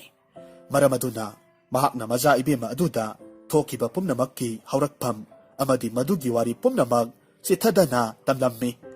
Maduda sunatana mahakna maza ibema sinthoibibu mafam khuding hek phangjiba phauba mayumda handana thigani haiduna lepkhre haina su tamlamme. Maza ibungo singlembadu haigadaba wa hairaba matungda asumna makha tarakki. Maza ibema nahakti mafam asida matau karamna yaurakhibano haibadu aigi iphamda amukta tammo. Nahakki waridu taraga matau karamna mabuk phatraba ningthau asidagi nathokpa yabage haibado upai thisi. Wafamdu taruvada sinthoibina matau karamna konung asida thungkhiba amadi mahakna luhongba adudagi nathoknaba hotnabada angaubi sakhiba wari pumnamak tamlamme. Waridu liba loirakpa matamda asumna hairamme. Karigumba aibu mabuk phatraba ningthau asina namduna luhongnanaba hotnaraklabadi ai isa ithanta sijara sira haina phauba khankrabane. Sinthoibigi wadu tabada maza ibungo singlembana maza ibema adubu tapna karisu tawroi mahak lakle haina themjinbiramme. Maza ibungo singlembana themjinbiba aduda maza ibema sinthoibidu pukning kharadi yangjaramme. Singlembana maza ibema sinthoibida MITRANGGI ugi sagoldugi maramda amuk hanglamme. Madu tabada maza ibema sinthoibina kumlaklamme. Tombana laikhidraba matungdagiti madugi sagoldugi maramda kananasu karisu haina khidre. Ainabudi ningthau punsibada sagoldu MITRANGGI sagolni haina haikhibani. Wadu taraba matungda khanba yaba khalaba matungda thaurang amakhak silamme. Maza ibungo singlembana hairakhi. Maza ibema nahakna aibu thazarabadi ngasidagi nahak nasase tanan na leiro. Ningthau punsibana lakpa matamdasu ningthina thaugal tawduna oklo. Sinthoibi maza ibungo singlembagi wadu tabada yamna ngakna pendana yenglamme. Matamduda maza ibungo singlembana madu pumnamak asengba natte ꯃꯈꯣꯏ ꯑꯅꯤ ꯆꯦꯟꯈꯤꯅꯕ ꯇꯧꯁꯤꯟꯅꯒꯗꯕꯅꯤ ꯍꯥꯏꯅ ꯍꯥꯏꯔꯝꯃꯤ꯫ ꯃꯊꯪꯒꯤ ꯑꯌꯨꯛꯇ ꯃꯆꯥ ꯏꯕꯦꯝꯃ ꯁꯤꯟꯊꯣꯏꯕꯤꯗꯨ ꯃꯆꯥ ꯏꯕꯨꯡꯉꯣ ꯆꯤꯡꯂꯦꯝꯕꯅ ꯍꯥꯏꯔꯝꯕ ꯄꯨꯝꯅꯃꯛ ꯇꯧꯔꯝꯃꯤ꯫ ꯅꯤꯡꯊꯧ ꯄꯨꯟꯁꯤꯕꯅ ꯂꯥꯛꯄ ꯃꯇꯝꯗꯁꯨ ꯅꯤꯡꯊꯤꯅ ꯊꯧꯒꯜ ꯇꯧꯗꯨꯅ ꯑꯣꯛꯂꯝꯃꯤ꯫ ꯃꯗꯨ ꯎꯕ ꯃꯇꯝꯗ ꯅꯤꯡꯊꯧ ꯄꯨꯟꯁꯤꯕꯗꯨꯗꯤ ꯍꯔꯥꯎꯕꯒꯤ ꯃꯄꯥ ꯂꯩꯈꯤꯗ꯭ꯔꯦ꯫ ꯅꯤꯡꯊꯧ ꯄꯨꯟꯁꯤꯕꯅ ꯃꯆꯥ ꯏꯕꯨꯡꯉꯣ ꯆꯤꯡꯂꯦꯝꯕꯕꯨ ꯃꯅꯥꯛꯇ ꯀꯧꯁꯤꯜꯂꯒ ꯑꯁꯨꯝꯅ ꯍꯥꯏꯔꯝꯃꯤ꯫ ꯑꯣꯖꯥ ꯃꯥꯏꯕ, ꯅꯍꯥꯛꯀꯤ ꯅꯇꯤꯛ ꯅꯌꯥꯏ ꯂꯩꯕ ꯍꯤꯗꯥꯛ ꯑꯗꯨꯅ ꯑꯩꯒꯤ ꯇꯥꯂꯣꯏ ꯑꯣꯏꯒꯗꯕꯤ ꯑꯗꯨꯒꯤ ꯃꯁꯥꯗꯣ ꯈꯔ ꯃꯈꯩꯗꯤ ꯐꯒꯠꯄ ꯉꯝꯂꯦ꯫ ꯃꯍꯥꯛꯀꯤ ꯋꯥꯈꯜ ꯃꯄꯨꯡ ꯐꯥꯅ ꯂꯥꯛꯄ ꯅꯠꯇ꯭ꯔꯕꯁꯨ ꯈꯔ ꯃꯈꯩꯗꯤ ꯐꯒꯠꯂꯦ꯫ ꯑꯗꯨꯕꯨꯅꯦ, ꯑꯊꯨꯕ ꯃꯇꯝꯗ ꯃꯍꯥꯛꯀꯤ ꯋꯥꯈꯜꯁꯤ ꯃꯄꯨꯡ ꯐꯥꯅ ꯂꯥꯛꯅꯅꯕ ꯑꯣꯖꯥ ꯃꯥꯏꯕꯅ ꯍꯣꯠꯅꯕꯤꯌꯨ꯫ ꯅꯤꯡꯊꯧ ꯄꯨꯟꯁꯤꯕꯒꯤ ꯋꯥꯗꯨ ꯇꯥꯕꯗ ꯃꯆꯥ ꯏꯕꯨꯡꯉꯣ ꯆꯤꯡꯂꯦꯝꯕꯅ ꯃꯆꯥ ꯏꯕꯦꯝꯃ ꯁꯤꯟꯊꯣꯏꯕꯤꯅ ꯑꯉꯥꯎꯕꯤ ꯑꯣꯏꯈ꯭ꯔꯤꯕꯁꯤ ꯃꯇꯧ ꯀꯔꯝꯅꯅꯣ ꯍꯥꯏꯅ ꯍꯪꯂꯝꯃꯤ꯫ ꯃꯆꯥ ꯏꯕꯨꯡꯉꯣ ꯆꯤꯡꯂꯦꯝꯕꯒꯤ ꯋꯥꯗꯨ ꯇꯥꯕꯗ ꯅꯤꯡꯊꯧ ꯄꯨꯟꯁꯤꯕꯅ ꯃꯍꯥꯛꯅ ꯃꯆꯥ ꯏꯕꯦꯝꯃ ꯁꯤꯟꯊꯣꯏꯕꯤꯕꯨ ꯊꯦꯡꯅꯈꯤꯕ ꯑꯃꯗꯤ ꯃꯥꯒꯤ ꯀꯣꯅꯨꯡꯗ ꯄꯨꯔꯛꯈꯤꯕ ꯑꯃꯗꯤ ꯃꯇꯧ ꯀꯔꯝꯅ ꯃꯆꯥ ꯏꯕꯦꯝꯃ ꯁꯤꯟꯊꯣꯏꯕꯤꯅ ꯑꯉꯥꯎꯕꯤ ꯑꯣꯏꯈꯤꯕ ꯃꯗꯨ ꯄꯨꯝꯅꯃꯛ ꯇꯝꯂꯝꯃꯤ꯫ ꯃꯗꯨꯒ ꯂꯣꯏꯅꯅ ꯃꯤꯇ꯭ꯔꯪꯒꯤ ꯎꯒꯤ ꯁꯒꯣꯜ ꯑꯗꯨ ꯃꯍꯥꯛꯅ ꯁꯤꯖꯤꯟꯅꯕ ꯍꯩꯇ꯭ꯔꯦ ꯍꯥꯏꯗꯨꯅ ꯃꯈꯣꯏꯒꯤ ꯂꯟꯒꯩ ꯊꯝꯐꯝ ꯑꯗꯨꯗ ꯆꯦꯛꯁꯤꯟꯅ ꯊꯝꯂꯤ ꯍꯥꯏꯅꯁꯨ ꯍꯥꯏꯔꯝꯃꯤ꯫ ꯅꯤꯡꯊꯧ ꯄꯨꯟꯁꯤꯕꯒꯤ ꯋꯥꯗꯨ ꯇꯥꯔꯕ ꯃꯇꯨꯡꯗ ꯆꯤꯡꯂꯦꯝꯕꯅ ꯑꯃꯨꯛ ꯑꯁꯨꯝꯅ ꯍꯥꯏꯔꯛꯈꯤ꯫ ꯏꯅꯤꯡꯊꯧ, ꯅꯅꯥꯏ ꯑꯩꯍꯥꯛ ꯅꯍꯥꯛꯀꯤ ꯇꯥꯂꯣꯏ ꯑꯣꯏꯒꯗꯧꯔꯤꯕꯤ ꯑꯁꯤꯕꯨ ꯂꯥꯌꯦꯡꯕ ꯁꯣꯏꯗꯅꯃꯛ ꯉꯝꯂꯒꯅꯤ꯫ ꯋꯥꯐꯝꯗꯨ ꯇꯥꯔꯨꯕꯗ ꯅꯤꯡꯊꯧ ꯄꯨꯟꯁꯤꯕꯗꯨ ꯌꯥꯝꯅ ꯍꯔꯥꯎꯔꯝꯃꯤ꯫ ꯑꯗꯨꯕꯨ ꯃꯇꯧ ꯀꯔꯝꯅ ꯐꯍꯟꯒꯗꯧꯔꯤꯕꯅꯣ ꯍꯥꯏꯅ ꯍꯪꯂꯝꯃꯤ꯫ ꯃꯗꯨ ꯇꯥꯕꯗ ꯃꯆꯥ ꯏꯕꯨꯡꯉꯣ ꯆꯤꯡꯂꯦꯝꯕꯅ ꯃꯤꯇ꯭ꯔꯪꯒꯤ ꯎꯒꯤ ꯁꯒꯣꯜ ꯑꯗꯨꯗ ꯃꯆꯥ ꯏꯕꯦꯝꯃ ꯁꯤꯟꯊꯣꯏꯕꯤꯒꯤ ꯋꯥꯈꯜ ꯇꯪꯈꯥꯏ ꯑꯃꯗꯤ ꯂꯨꯞꯈ꯭ꯔꯦ꯫ ꯃꯆꯥ ꯏꯕꯦꯝꯃ ꯁꯤꯟꯊꯣꯏꯕꯤꯅ ꯁꯒꯣꯜ ꯑꯗꯨꯗ ꯇꯣꯡꯂꯒ ꯃꯍꯥꯛꯅ ꯂꯥꯏꯒꯤ ꯊꯧꯒꯜ ꯑꯃꯈꯛ ꯇꯧꯔꯒ ꯐꯒꯅꯤ ꯍꯥꯏꯅ ꯍꯥꯏꯔꯝꯃꯤ꯫ ꯋꯥ ꯑꯗꯨ ꯇꯥꯕꯗ ꯅꯤꯡꯊꯧ ꯄꯨꯟꯁꯤꯕꯅ ꯃꯆꯥ ꯏꯕꯦꯝꯃ ꯁꯤꯟꯊꯣꯏꯕꯤꯅꯕꯨ ꯐꯅꯤ ꯍꯥꯏꯔꯕꯗꯤ ꯃꯍꯥꯛꯅ ꯇꯧ ꯍꯥꯏꯕ ꯈꯨꯗꯤꯡꯃꯛ ꯂꯣꯏꯅꯃꯛ ꯇꯧꯒꯦ ꯍꯥꯏꯔꯝꯃꯤ꯫ ꯃꯗꯨ ꯇꯥꯕꯗ ꯃꯆꯥ ꯏꯕꯨꯡꯉꯣ ꯆꯤꯡꯂꯦꯝꯕꯅ ꯃꯊꯪꯒꯤ ꯑꯌꯨꯛꯇ ꯀꯣꯅꯨꯡꯒꯤ ꯁꯨꯃꯥꯡ ꯑꯁꯤꯗ ꯃꯤꯇ꯭ꯔꯪꯒꯤ ꯎꯒꯤ ꯁꯒꯣꯜ ꯑꯗꯨꯒ ꯂꯣꯏꯅꯅ ꯃꯆꯥ ꯏꯕꯦꯝꯃ ꯁꯤꯟꯊꯣꯏꯕꯤꯕꯨ ꯂꯥꯏꯒꯤ ꯊꯧꯒꯜꯗꯨ ꯄꯥꯡꯊꯣꯛꯂꯁꯤ ꯍꯥꯏꯔꯝꯃꯤ꯫ ꯅꯤꯡꯊꯧ ꯄꯨꯟꯁꯤꯕꯅ ꯃꯅꯥꯏ ꯃꯁꯟ ꯃꯌꯥꯝꯗ ꯀꯣꯅꯨꯡꯒꯤ ꯁꯨꯃꯥꯡ ꯑꯆꯧꯕ ꯑꯗꯨꯕꯨ ꯅꯤꯡꯊꯤꯅ ꯁꯤꯠꯇꯣꯛ ꯁꯦꯡꯗꯣꯛꯎ ꯍꯥꯏꯔꯝꯃꯤ꯫ ꯃꯗꯨꯒ ꯂꯣꯏꯅꯅ ꯃꯤꯇ꯭ꯔꯪꯒꯤ ꯎꯒꯤ ꯁꯒꯣꯜ ꯑꯗꯨꯕꯨꯁꯨ ꯅꯤꯡꯊꯤꯅ ꯂꯩꯇꯦꯡ ꯇꯧꯁꯤꯜꯂꯨ ꯍꯥꯏꯔꯝꯃꯤ꯫ ꯃꯊꯪꯒꯤ ꯑꯌꯨꯛꯅꯤ꯫ ꯍꯥꯏꯅꯈꯤꯕꯒꯤ ꯃꯇꯨꯡ ꯏꯟꯅ ꯀꯣꯅꯨꯡꯒꯤ ꯁꯨꯃꯥꯡ ꯑꯆꯧꯕꯗꯨꯗ ꯃꯤꯇ꯭ꯔꯪꯒꯤ ꯎꯒꯤ ꯁꯒꯣꯜꯗꯨ ꯈꯤꯜꯂꯒ ꯊꯝꯂꯝꯃꯤ꯫ ꯂꯩꯕꯥꯛ ꯑꯗꯨꯗ ꯂꯩꯔꯤꯕ ꯃꯤꯌꯥꯝꯁꯤꯡꯁꯨ ꯀꯣꯅꯨꯡꯗ ꯑꯆꯧꯕ ꯑꯉꯛꯄ ꯀꯨꯝꯍꯩ ꯑꯃ ꯂꯩ ꯍꯥꯏꯗꯨꯅ ꯀꯣꯅꯨꯡꯗ ꯂꯩꯔꯤꯕ ꯁꯨꯃꯥꯡꯗꯨ ꯇꯝꯅ ꯂꯥꯛꯅꯔꯝꯃꯤ꯫ ꯀꯣꯅꯨꯡꯒꯤ ꯁꯨꯃꯥꯡ ꯑꯆꯧꯕꯗꯨ ꯃꯤꯅ ꯆꯤꯛꯅ ꯆꯥꯏꯅꯕ ꯉꯝꯗꯅ ꯇꯤꯜꯂꯔꯝꯃꯤ꯫ ꯃꯤꯌꯥꯝ ꯃꯔꯛ ꯑꯗꯨꯗꯒꯤ ꯃꯆꯥ ꯏꯕꯦꯝꯃ ꯁꯤꯟꯊꯣꯏꯕꯤꯗꯨ ꯅꯤꯡꯊꯤꯅ ꯂꯩꯇꯦꯡꯗꯨꯅ ꯃꯅꯥꯏ ꯅꯨꯄꯤ ꯈꯔꯅ ꯀꯣꯅꯨꯡꯒꯤ ꯁꯨꯃꯥꯡ ꯑꯆꯧꯕꯗꯨ ꯇꯝꯅ ꯄꯨꯊꯣꯔꯛꯂꯝꯃꯤ꯫ ꯃꯆꯥ ꯏꯕꯦꯝꯃ ꯁꯤꯟꯊꯣꯏꯕꯤ ꯎꯕ ꯃꯇꯝꯗ ꯂꯩꯕꯥꯛꯇꯨꯒꯤ ꯃꯤꯌꯥꯝꯗꯨ ꯑꯣꯟꯊꯣꯛꯅ ꯐꯖꯈ꯭ꯔꯦꯗ ꯍꯥꯏꯅ ꯍꯥꯏꯅꯔꯝꯃꯤ꯫ ꯃꯇꯝ ꯑꯗꯨꯗ ꯅꯤꯡꯊꯧ ꯄꯨꯟꯁꯤꯕꯁꯨ ꯃꯅꯥꯏ ꯃꯁꯜ ꯀꯌꯥꯒ ꯂꯣꯏꯅꯅ ꯐꯝꯅꯥꯏꯕ ꯃꯌꯥꯝꯒ ꯂꯣꯏꯅꯅ ꯃꯐꯝ ꯑꯗꯨꯗ ꯊꯨꯡꯂꯔꯝꯃꯤ꯫ ꯂꯥꯏꯒꯤ ꯊꯧꯒꯜ ꯇꯧꯕꯒꯤ ꯃꯇꯝ ꯑꯣꯏꯔꯦ ꯍꯥꯏꯔꯕꯗ ꯃꯆꯥ ꯏꯕꯦꯝꯃ ꯁꯤꯟꯊꯣꯏꯕꯤꯗꯨ ꯃꯤꯇ꯭ꯔꯪꯒꯤ ꯎꯒꯤ ꯁꯒꯣꯜꯗꯨꯒꯤ ꯃꯅꯥꯛꯇ ꯇꯞꯅ ꯂꯥꯛꯂꯝꯃꯤ꯫ ꯃꯆꯥ ꯏꯕꯨꯡꯉꯣ ꯆꯤꯡꯂꯦꯝꯕꯅ ꯃꯆꯥ ꯏꯕꯦꯝꯃ ꯁꯤꯟꯊꯣꯏꯕꯤꯗ ꯅꯨꯡꯁꯤꯅ ꯌꯦꯡꯂꯒ ꯑꯁꯨꯝꯅ ꯍꯥꯏꯔꯝꯃꯤ꯫ ꯁꯛꯍꯦꯟꯕꯤ, ꯁꯒꯣꯜ ꯑꯁꯤꯗ ꯀꯥꯈꯠꯇꯨꯅ ꯐꯝꯕꯤꯔꯣ꯫ ꯃꯆꯥ ꯏꯕꯨꯡꯉꯣ ꯆꯤꯡꯂꯦꯝꯕꯒꯤ ꯋꯥꯗꯨ ꯇꯥꯕꯗ ꯃꯆꯥ ꯏꯕꯦꯝꯃ ꯁꯤꯟꯊꯣꯏꯕꯤꯗꯨ ꯃꯤꯇ꯭ꯔꯪꯒꯤ ꯎꯒꯤ ꯁꯒꯣꯜ ꯑꯗꯨꯒꯤ ꯃꯊꯛꯇ ꯀꯥꯈꯠꯂꯒ ꯐꯝꯂꯝꯃꯤ꯫ ꯑꯗꯨꯒ ꯃꯅꯥꯛꯇ ꯃꯩ ꯍꯧꯗꯨꯅ ꯃꯆꯥ ꯏꯕꯨꯡꯉꯣ ꯆꯤꯡꯂꯦꯝꯕꯅ ꯂꯥꯏꯁꯣꯟ ꯇꯤꯟꯁꯣꯟ ꯁꯣꯜꯂꯝꯃꯤ꯫ ꯑꯗꯨꯒ ꯎꯒꯤ ꯁꯒꯣꯜꯗꯨꯒꯤ ꯑꯀꯣꯏꯕꯗ ꯀꯣꯏꯅ 3 ꯆꯠꯂꯝꯃꯤ꯫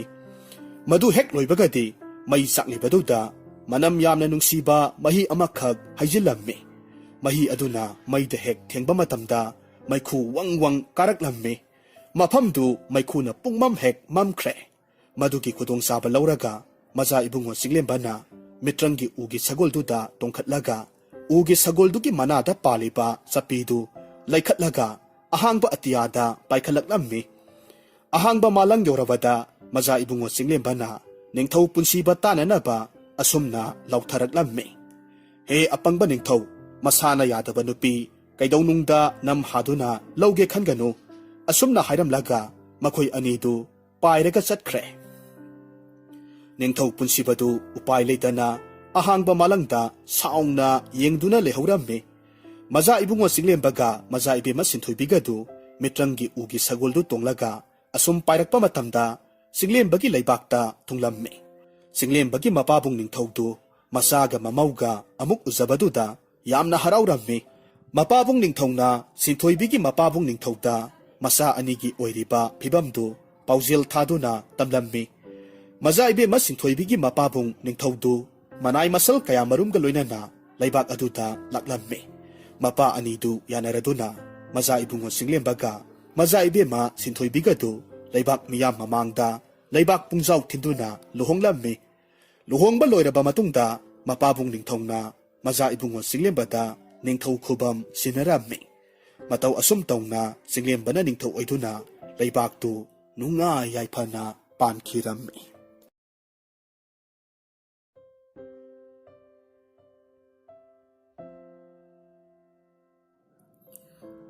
Mathai thaina mamangaida yamna inak kairak khunba nupa amagi masa nupa lusingba kauba ama leirammi. Mahaksi piklingi matamdagi hauna sing kabasi yamna pamjarammi. Mahakna mapung maray pharaklaba kan matamdasu mapagi mateng khajikta phauba pangba tawdana sugani nomgani karimata khangdana nong punganbadagi magi sanaba mayom khara yomlaga hektamak pukhi. Aduga sing kaba yaba karuraga numit pungta taraba kanda mayumda amuk halaklammi. Asum tawba sina thabak ahenba karimata tawdana matam manghalammi. Masagi mataw asida mapa adudi yamna nungairamde. Panangang saiba kaya tawba taragasu lusingbadi karimata awonba ahongba haibadu lairamde. Mapadu akonbadadi asumna tawrammi. Miyamgi awaba kaya tarayna kui hainaba khongnang bot amagi mathakta makon saraga leiriba layoiraba kwak adugi manakta ngaram taret puraga laklammi. Asum lepa leita lakbana lamhang amada hauriba khongnang bot adu urammi. Laptakna madu ubada khonglei thuna sangsilli mahakna purakliba ngaram taret adu khongnang bot adugi makhongda thammi. Khu khudak kulaga makut ani lonaraga asumna hairammi. Khongnang bot asida kaidong laga leiriba he layoiraba kwak nasu oiba aina tamjariba ipugi saktaksi chabiyu. Nasugi awabasi kokpirogaba taibang pumbagi awabasingdagi ipuna tarayna lathokpi haibasi taibang kanagi maphamdagi aina tajare. Ngasidi nasu aihaki awabasi kokpibagi matam oirakle amuktadi thaujanbiyu kaidobage. Asumna haiduna khongnang maton adudagi layoiraba kwaktu paitharakpra haiduna mathakta munna yenglaga leirammi. Pungja khara haukhre una akangba khara paitharakpa natana kwak adudi lei haibagi mami phauba ulaklamde. Masidagidi nupadu yamna nungairamde. Khongnang bot aduda khurumlamlaba matung mayumlomda amuk halaklammi. Asumna hariba nimisimadi yamna nungaitana tumthakhirammi. Mahakna hek tumthabagadi mamangda layoiraba kwaktu pairaklammi. Mahakki lengjumda tunglammi. Aduga taibang mirolda asumna hairammi. He nupa nahaki puksel sengna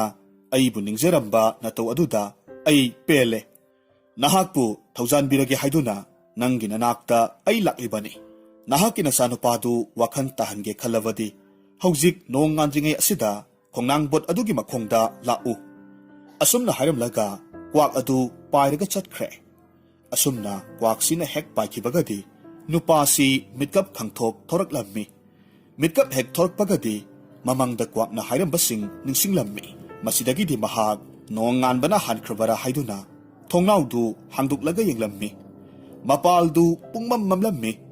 Asumna nong ngalamdaba asida mahag amamba marak atuda khongnangdugi makhong tamna satlammi. Asumna asumlakpana khongnangdugi makhong yoksilaklammi. Adubu amamba marak aduda karisu laibadi uramde.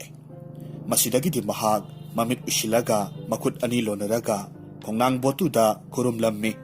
Aduga hairammi. Ipukwak nasugi manglanda laktuna nasugi awaba kokpirage mafam sida lau hairambadu nasu ay laksare thaujal pinabiro.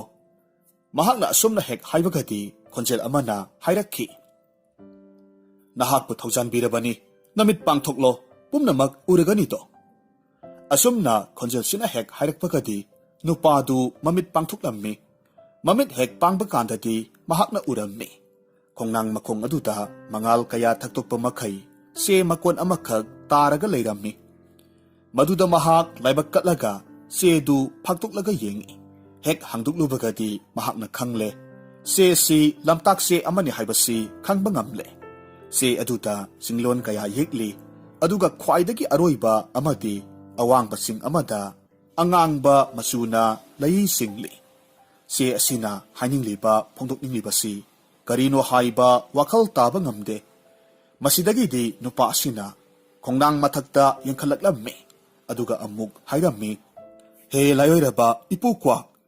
ꯅꯍꯥꯛꯅ ꯄꯤꯕꯤꯔꯤꯕ ꯂꯝꯇꯥꯛꯁꯤ ꯑꯁꯤꯅ ꯍꯥꯏꯅꯤꯡꯂꯤꯕꯁꯤ ꯀꯔꯤꯅꯣ ꯍꯥꯏꯕ ꯂꯧꯁꯤꯟꯕ ꯉꯝꯗ꯭ꯔꯦ꯫ ꯃꯁꯤꯅ ꯃꯇꯧ ꯀꯔꯝꯅ ꯑꯩꯒꯤ ꯏꯆꯥꯕꯨ ꯋꯥꯈꯜ ꯇꯥꯍꯟꯕ ꯉꯝꯒꯗꯧꯔꯤꯕꯅꯣ? ꯑꯃꯨꯛꯇꯗꯤ ꯍꯥꯏꯕꯤꯌꯨꯕ"꯫ ꯑꯗꯨꯕꯨ ꯃꯍꯥꯛꯀꯤ ꯋꯥꯍꯪꯒꯤ ꯄꯥꯎꯈꯨꯝ ꯄꯤꯔꯛꯄꯗꯤ ꯂꯥꯏꯔꯗꯅ ꯀꯅꯥꯅꯁꯨ ꯆꯦꯛꯃꯣꯛ ꯂꯥꯎꯔꯛꯈꯤꯗ꯭ꯔꯦ꯫ ꯉꯥꯏꯍꯥꯛ ꯃꯐꯝ ꯑꯁꯤꯗ ꯇꯨꯃꯤꯟꯅ ꯂꯦꯞꯂꯒ ꯂꯩꯔꯝꯂꯕ ꯃꯇꯨꯡ ꯎꯄꯥꯏ ꯂꯩꯇ ꯂꯩꯇ ꯂꯝꯇꯥꯛꯁꯦꯗꯨ ꯄꯨꯔꯒ ꯃꯌꯨꯝꯗ ꯍꯜꯂꯛꯂꯝꯃꯤ꯫ ꯃꯌꯨꯝ ꯌꯧꯔꯕꯗ ꯃꯍꯥꯛꯀꯤ ꯂꯝꯇꯥꯛꯁꯦꯗꯨ ꯎꯄꯨ ꯃꯅꯨꯡꯗ ꯆꯦꯛꯁꯤꯟꯅ ꯍꯥꯞꯆꯤꯜꯂꯝꯃꯤ, ꯑꯗꯨꯒ ꯃꯍꯥꯛ ꯃꯗꯨꯒꯤ ꯃꯔꯝꯗ ꯈꯟꯗꯨꯅ ꯃꯄꯨꯡ ꯐꯥꯅ ꯑꯗꯨꯃꯛ ꯇꯨꯝꯊꯈ꯭ꯔꯦ꯫ ꯃꯊꯪꯒꯤ ꯅꯨꯃꯤꯠ ꯅꯣꯡꯉꯥꯜꯂꯕꯗꯁꯨ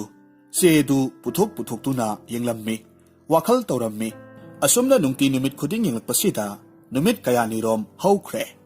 ꯃꯁꯤꯒꯤ ꯃꯇꯨꯡ ꯆꯌꯣꯜ ꯈꯔ ꯍꯧꯈ꯭ꯔꯕ ꯃꯇꯨꯡꯅꯤ ꯌꯨꯝꯗ ꯆꯥꯕ ꯌꯥꯕ ꯃꯈꯩ ꯆꯥꯔꯒ ꯆꯤꯡ ꯀꯥꯕ ꯆꯠꯈꯤꯕ ꯃꯆꯥꯅꯨꯄꯥ ꯂꯨꯆꯤꯡꯕꯕꯨ ꯃꯄꯥꯅ ꯍꯜꯂꯛꯄ ꯉꯥꯏꯔꯝꯃꯤ꯫ ꯍꯥꯏꯔꯤꯕ ꯅꯨꯃꯤꯠ ꯑꯁꯤꯃꯗꯤ ꯃꯆꯥꯅꯨꯄꯥ ꯂꯨꯆꯤꯡꯕꯁꯨ ꯄꯥꯛ ꯍꯜꯂꯛꯂꯝꯗꯦ꯫ ꯑꯍꯤꯡ ꯑꯣꯏꯔꯛꯂꯕ ꯊꯦꯡꯖꯤꯜꯂꯛꯂꯕ ꯃꯇꯝꯗ ꯃꯆꯥꯅꯨꯄꯥꯗꯨ ꯂꯥꯛꯄꯒꯤ ꯁꯃꯤꯟ ꯐꯪꯂꯝꯃꯤ꯫ ꯃꯆꯥꯒꯤ ꯃꯁꯛ ꯎꯗ꯭ꯔꯤꯉꯩꯗ ꯃꯄꯥꯅ ꯑꯁꯨꯝꯅ ꯍꯥꯏꯔꯝꯃꯤ, "ꯏꯄꯥꯒꯤ ꯏꯕꯨꯡꯉꯣ, ꯅꯍꯥꯛ ꯍꯜꯂꯛꯂꯕ꯭ꯔꯥ? ꯉꯁꯤꯗꯤ ꯊꯦꯡꯉꯤꯗ꯫ ꯂꯥꯎ ꯂꯥꯎ, ꯋꯥꯕꯅ ꯂꯣꯏꯔꯝꯂꯒꯅꯤ꯫ ꯏꯄꯥꯅ ꯏꯆꯥ ꯍꯜꯂꯛꯄ ꯉꯥꯏꯔꯤꯕꯅꯤ꯫ ꯆꯥꯛꯁꯦ ꯆꯥꯃꯤꯟꯅꯔꯁꯤ"꯫ ꯂꯨꯆꯤꯡꯕꯁꯨ ꯃꯄꯥꯅ ꯉꯥꯡꯂꯤꯕꯗꯨ ꯇꯥꯔꯗꯨꯅ ꯃꯄꯥꯒꯤ ꯃꯅꯥꯛꯇ ꯆꯪꯁꯤꯜꯂꯛꯂꯝꯃꯤ, ꯆꯥꯛ ꯆꯥꯅꯕ ꯐꯝꯊꯔꯝꯃꯤ꯫ ꯆꯥꯛ ꯆꯥꯕ ꯂꯣꯏꯔꯕ ꯃꯇꯨꯡꯗ ꯃꯄꯥꯅ ꯑꯁꯨꯝꯅ ꯍꯥꯏꯔꯝꯃꯤ, "ꯌꯦꯡꯉꯣꯏ ꯏꯄꯥꯒꯤ ꯂꯨꯆꯤꯡꯕ, ꯏꯄꯥ ꯉꯁꯤꯗꯤ ꯅꯪꯉꯣꯟꯗ ꯋꯥꯐꯝ ꯈꯔ ꯍꯥꯏꯒꯦ꯫ ꯅꯪ ꯋꯥꯐꯝꯁꯦ ꯌꯥꯗꯕ ꯇꯧꯒꯅꯨꯀꯣ"꯫ "ꯄꯥꯕꯨꯡ, ꯀꯔꯤ ꯋꯥꯐꯝ ꯑꯣꯏꯔꯕꯅꯣ"? ꯃꯆꯥꯒꯤ ꯋꯥꯍꯩꯁꯤ ꯍꯦꯛ ꯇꯥꯕꯒꯗꯤ ꯃꯄꯥ ꯋꯥ ꯉꯥꯡꯗꯅ ꯐꯨꯛ ꯂꯥꯎꯅ ꯍꯧꯒꯠꯂꯝꯃꯤ, ꯑꯗꯨꯒ ꯃꯥꯒꯤ ꯎꯄꯨꯗꯒꯤ ꯂꯝꯇꯥꯛꯁꯦꯗꯨ ꯄꯨꯊꯣꯔꯛꯂꯝꯃꯤ꯫ ꯃꯆꯥ ꯂꯨꯆꯤꯡꯕꯗ ꯄꯤꯔꯝꯃꯤ, ꯑꯗꯨꯒ ꯑꯁꯨꯝꯅ ꯍꯥꯏꯔꯝꯃꯤ, "ꯌꯦꯡꯉꯨ, ꯆꯦ ꯑꯗꯨꯗ ꯑꯉꯥꯡꯕ ꯂꯩ ꯑꯃꯅ ꯆꯤꯡꯂꯤꯕꯗꯣ, ꯃꯗꯨꯒꯤ ꯆꯤꯡꯗꯨꯒꯤ ꯆꯤꯡꯗꯣꯜꯗꯨꯗ ꯁꯅꯥꯒꯤ ꯂꯥꯏꯁꯪ ꯑꯃꯈꯛ ꯂꯩꯕꯅꯤ꯫ ꯂꯥꯏꯁꯪꯗꯨꯒꯤ ꯃꯅꯨꯡꯗ ꯁꯅꯥ ꯂꯨꯄꯥ ꯍꯤꯔꯥꯃꯅꯤ ꯃꯨꯛꯇꯥꯇꯅ ꯄꯨꯜꯂꯒ ꯁꯥꯕ ꯃꯨꯔꯇꯤ 3 ꯂꯩꯕꯅꯤ꯫ ꯃꯨꯔꯇꯤ 3ꯗꯨꯕꯨ ꯅꯍꯥꯛꯅ ꯄꯨꯔꯛꯂꯕꯗꯤ ꯅꯍꯥꯛꯅ ꯑꯄꯥꯝꯕ ꯈꯨꯗꯤꯡꯃꯛ ꯊꯨꯡꯕ ꯉꯝꯒꯗꯧꯔꯤꯕꯅꯤ"꯫ ꯑꯁꯨꯝꯅ ꯃꯆꯥꯇꯕꯨ ꯋꯥꯈꯜ ꯇꯥꯔꯛꯂꯕꯗꯤ ꯍꯥꯏꯗꯨꯅ ꯂꯩꯕ ꯂꯩꯇꯕ ꯄꯪꯍꯥꯏ ꯍꯥꯏꯖꯤꯜꯂꯝꯃꯤ꯫ ꯑꯗꯨꯕꯨ ꯂꯨꯆꯤꯡꯕꯗꯤ ꯃꯄꯥꯅ ꯍꯥꯏꯔꯤꯕ ꯋꯥꯐꯝ ꯑꯗꯨꯅ ꯄꯨꯝꯁꯨꯝ ꯍꯦꯛ ꯁꯨꯝꯍꯠꯈ꯭ꯔꯦ꯫ "ꯄꯥꯕꯨꯡ, ꯑꯇꯩꯒꯤ ꯋꯥꯐꯝ ꯅꯠꯇꯅ ꯆꯤꯡ ꯀꯥꯕ ꯍꯥꯏꯕꯁꯤꯗꯗꯤ ꯑꯩꯒꯤ ꯍꯦꯛ ꯄꯥꯝꯖꯕꯤ ꯍꯥꯏꯕꯗꯣ ꯊꯣꯛꯂꯦ꯫ ꯑꯩ ꯍꯌꯦꯡꯃꯛ ꯈꯣꯡꯁꯥꯟꯅꯕ ꯇꯧꯔꯒꯦ"꯫ "ꯐꯔꯦ ꯐꯔꯦ, ꯑꯗꯨꯗꯤ ꯅꯍꯥꯛ ꯄꯣꯊꯥꯔꯨꯔꯣ꯫ ꯍꯌꯦꯡ ꯉꯟꯅ ꯏꯄꯥ ꯍꯧꯗꯣꯔꯛꯂꯒꯦ"꯫ ꯑꯁꯨꯝꯅ ꯅꯨꯃꯤꯠꯇꯨꯃ ꯍꯧꯈ꯭ꯔꯦ꯫ ꯊꯪꯅꯕ ꯅꯨꯃꯤꯠꯀꯤ ꯑꯌꯨꯛ ꯑꯉꯟꯕꯗ ꯃꯄꯥꯗꯨ ꯍꯧꯒꯠꯂꯒ ꯃꯆꯥꯒꯤ ꯆꯥꯅꯅꯕ ꯈꯔ ꯌꯣꯝꯕꯤꯔꯝꯃꯤ, ꯑꯗꯨꯒ ꯃꯆꯥꯅꯨꯄꯥ ꯂꯨꯆꯤꯡꯕꯕꯨ ꯍꯧꯗꯣꯛꯂꯝꯃꯤ꯫ ꯃꯍꯥꯛꯅ ꯌꯣꯝꯂꯤꯕ ꯆꯥꯅ ꯊꯛꯅꯕꯁꯤꯡꯗꯨ ꯄꯤꯔꯒ ꯆꯤꯡ ꯀꯥꯔꯨꯅꯕꯒꯤꯗꯃꯛ ꯃꯆꯥꯅꯨꯄꯥꯗꯨ ꯊꯥꯈ꯭ꯔꯦ꯫ ꯂꯨꯆꯤꯡꯕꯁꯨ ꯃꯄꯥꯅ ꯄꯤꯔꯤꯕ ꯆꯥꯅꯕ ꯑꯃꯗꯤ ꯂꯝꯇꯥꯛꯁꯦꯗꯨ ꯄꯥꯏꯔꯒ ꯑꯁꯨꯝ ꯂꯥꯛꯂꯝꯃꯤ꯫ ꯃꯍꯥꯛꯅ ꯂꯝꯇꯥꯛꯁꯦ ꯌꯦꯡꯗꯨꯅ ꯑꯁꯨꯝ ꯂꯥꯛꯄ ꯃꯇꯝꯗꯗꯤ ꯆꯤꯡꯈꯣꯡ ꯑꯃꯗ ꯌꯧꯁꯤꯜꯂꯛꯂꯝꯃꯤ꯫ ꯆꯤꯡꯈꯣꯡꯗꯨ ꯌꯧꯕ ꯃꯇꯝꯗꯗꯤ ꯃꯍꯥꯛ ꯑꯁꯨꯛꯀꯤ ꯃꯇꯤꯛ ꯑꯔꯥꯡ ꯈꯧꯔꯥꯡꯕ ꯄꯣꯛꯂꯝꯃꯤ꯫ ꯃꯔꯝ ꯑꯗꯨꯅ ꯃꯍꯥꯛ ꯄꯣꯊꯥꯕ ꯑꯣꯏꯅ ꯃꯐꯝ ꯆꯥꯕ ꯌꯦꯡꯂꯒ ꯄꯣꯊꯥꯔꯝꯃꯤ, ꯑꯗꯨꯒ ꯃꯄꯥꯅ ꯌꯣꯝꯕꯤꯔꯛꯄ ꯆꯥꯛꯌꯣꯝꯗꯨ ꯊꯣꯛꯂꯒ ꯌꯦꯡꯂꯝꯃꯤ꯫ ꯃꯇꯝ ꯑꯗꯨꯗꯗꯤ ꯃꯍꯥꯛꯅ ꯎꯔꯦ ꯌꯣꯝꯂꯤꯕꯁꯤꯡꯗꯨ ꯕꯗꯥꯝ ꯍꯩꯉꯥꯟ, ꯍꯩꯃꯥꯡ ꯍꯩꯉꯥꯟ, ꯁꯤꯡ ꯍꯩꯉꯥꯟ ꯑꯣꯏꯔꯝꯃꯤ꯫ ꯂꯨꯆꯤꯡꯕ ꯂꯥꯝꯂꯤꯕ ꯈꯨꯂꯥꯝꯗꯨꯒ ꯍꯥꯏꯔꯨꯔꯒꯗꯤ ꯃꯍꯥꯛ ꯑꯁꯨꯛꯀꯤ ꯃꯇꯤꯛ ꯁꯥꯎꯅꯤꯡꯂꯝꯃꯤ꯫ ꯃꯍꯥꯛ ꯁꯥꯎꯅꯤꯡꯂꯕꯁꯨ ꯁꯥꯎꯅꯤꯡꯅ ꯑꯔꯥꯝ ꯈꯧꯔꯥꯡꯕꯁꯤꯡꯗꯨ ꯈꯔꯗꯪ ꯑꯣꯏꯔꯕꯁꯨ ꯀꯣꯛꯅꯕꯒꯤꯗꯃꯛ madam hingandu maru manga taruk sasillammi madu hek sabadagidi lamnamba khudingmak phakre masidagidi mahak singdu kakhatlammi asumna mahak singlon ahum mari karaba matungda masadu yamna soktharakpadagidi mapana pirakpa haimang hingandu khara amuk sasilli masidagidi mahak soktharamba pumnamak phakre makha tana amuk khongsanabagidamag lamtakse du phaknaga yenglammi adubu onthokpagi matongni lamtakse adudadi karisu yeklamdre pumnamak ihang hanglamle masidagidi mahak tawpham khangdana singdol asidagi akoiba aduda koyeng yenglakpa matamdadi maikai pumba masing thingamdraba mikyengna tamkhriba phawba singlongi singlon ngakta oina urammi mahak mathwai yamna nungairamde mapana mangonda namthak tawbire khanduna mapana pirakpa haingan sing amadi lamtakse aduga punna tasinaraga supai paiduna laktana langthokre aduga mahak mafam khangdana singlon singdu lan lantuna asum chatlammi tapna tapna numit sumayom sangkre asum mamsilaklaba matam asidadi lusingba mahakna ahing yarekpa yaba mafam tiraklammi mahakna asauba mamun phana palaba thaibong amakhak thengnawadagi thaibong pambi adugi mathakta kakhatlammi amadi thaibong achauba ama hektuna mabuk kaiba makhai chathoklammi aduga u mathaktuda nungaina tumlaga leirammi ahing osilaklaba kanda mahak ising khawranglatlammi ising khawrangba henmanbedagi mahak khangba ngamlamde mahakna hogalakpa matamdadi thabalna phingau phaurammi masidagidi mahak uthak aduda leplaga ising leiba maikai asom yenglammi matamduda arapada ising khong amakhak senba urammi mahak ising khongdugi maikai tamna laklammi ising khongdu yoraba kandadi makhutna ising khujok khujok kallaga thaklammi mahakna asumna hauna ising thaklingai matamda karigumba amakhak napi singnang marak aduda kanna senbagi sahum phanglammi sahumdu hek phangbagadi matung onthoklaga yengi matamduda mahakna ure lamhui sangu amana san hatam macha amakhak tanaraklammi adubu laibak thibadi tanarakliba lamhui singi maraktagi lamhui amana mahakpu hek uthokre maramaduna magi maikai tamna lamhuidu chensilaklammi upai leitabadagi lamjingba khonglei thuna ising khongdu lanthoklammi aduga anakpada leiba u amagi mathakta kakhatlammi hairiba lamhui adusu ising khongdu lanthoraklaga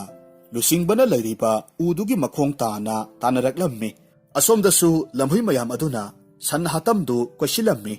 makhoi mayamna san hatamdu hatoklammi aduga maset setlaga sarammi saba loiraba matungda u makhongda lusingbagi manakta khonglaga leiriba lamhuidugi manakta lamhui mayamdu laklammi aduga udugi makhongda ikoi kosinduna leirammi matawaduda uthakta leiriba lusingbadi lamhui singi khayata taragadra haina mipairammi mathamoi niknik laurammi mihulgi khongjel yankhalaklammi tanja aduda lamhui kharadi uda khujina khot tauraga kakhalakpa haurammi madu ubada lusingbadi koksaubi kai kaidausiga haina upai yinglakpa matamdadi anakpada u pambi amakhak hauba urammi u adu yaunaba songbasu mahak kirammi tawpham khangdana leiringai lamhui amadi tapna tapna kakhalakpa asina mahakna leiriba mafamdu yoksilaklammi madu ubada mahak khangboi lakpoi thangnaba u aduda songlammi masidagidi mahak u mathang songduna lamuising adudagi phana yamna thaptorakle asomna numituma haukre mathangi numitta aphangba khara saraga singlon kaya marum lalaklammi adubu handakti mahakna thungluriba singdol asimati asukki matik sarammi saman khibana mahak urum khanduna chatlammi asi phawbada mahak saba tasengna khangba ngamdre mahak ayingba thibada singdon amagasu lalaklammi singdol si lanthoklamdai matamda surung amakhak leiba thengnarammi surung asigi mamang hek yobagadi masada yamna ing lawba manil amakhak phaurammi ayingba manildu surungdugi manungdagi thorakpani haibasi mahakna khanglammi maramaduna surung aduda haipet changsilaga pothaba oina hiptharammi asumna ngaihak hiplambadagidi mahak tumthakre mahakna mitkap thorakpa matamdadi surungdugi thong oiriba nungjau adusu mathanta thingjilamle adubu surung adudi asuki matik ngalammi surungdugi thongdu pana thingjin khabasu mahak kayana sunglamde maramdi surung aduda phaujilakliba mangal sing adu surungdugi thokpham thong adudagi phaujilakpa mangalni khalammi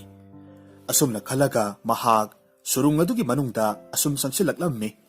khara sangsilakpagadi khangle surungdu ungi amadi arangba nung kayagi surungni haibasi khanglammi masi khangbadagi mahak ayingba marak aduda humang kangle adubu thokpham ama thingjinkhiba taragasu atopa thokpham amadi hanglamgani khanduna asum sangsillammi adubu khara amuk sangsilakpa kandhadi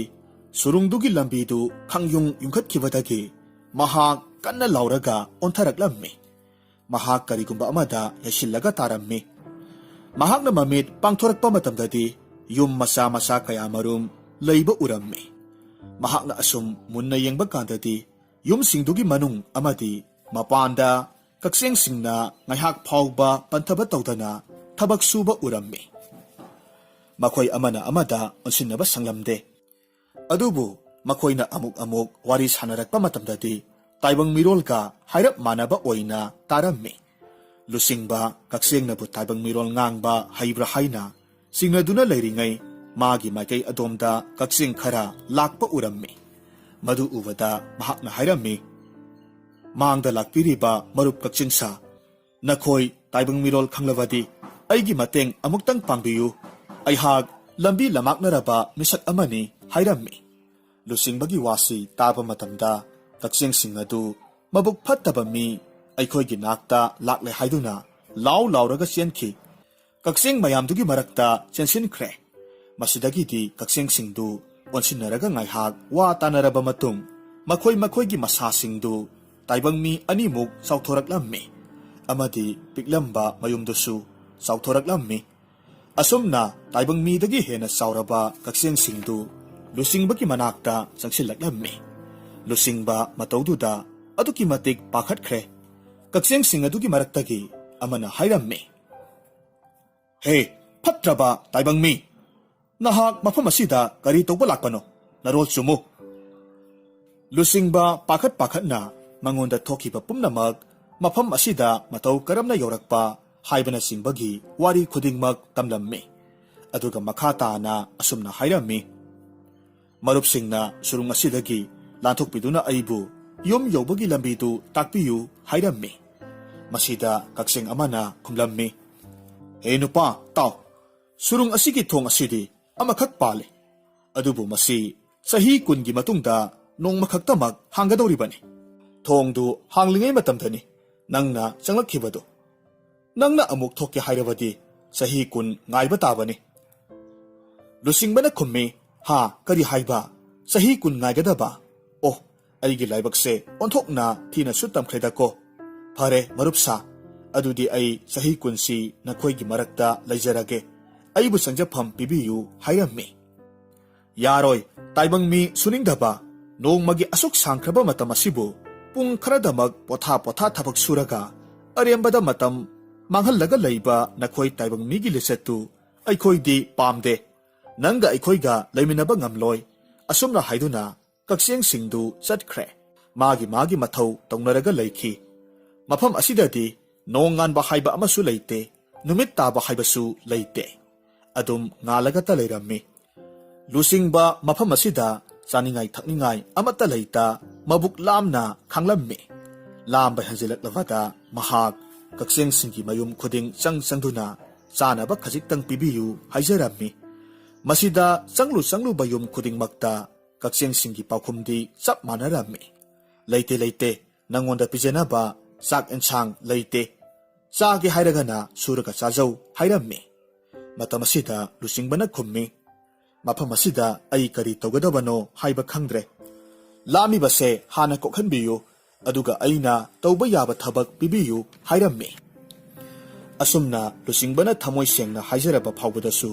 kakseng sing adudi amata oina leite haina adumak khumlaga leikhre upai leitraba lusingba wakhal yamna wana nungaitana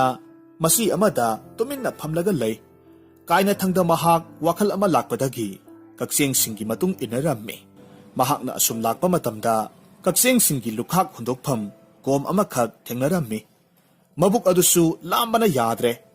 aduna mahak aphaphata karimata khandana mahaki aram khorangba aduta koklabadi haiduna lukhak adubu sarage haina phamthakre aduga lukhak tu khubam ama paikhatlaga munna yengi khanghaude mapi leppa leitana taraklammi aduga masinda asumna sole aigi kari pap leiduna taibang miyoiba aikhoidagi su hena tolaba kaksengi lukhak sagadoribano masibu aigi kari iralna oiraklibano pabungi manakta leirigai matamda karisu thabak amata suba tawdana koiba yaba koiruraga pabungi pairaga leiba maralsingdu sarubagira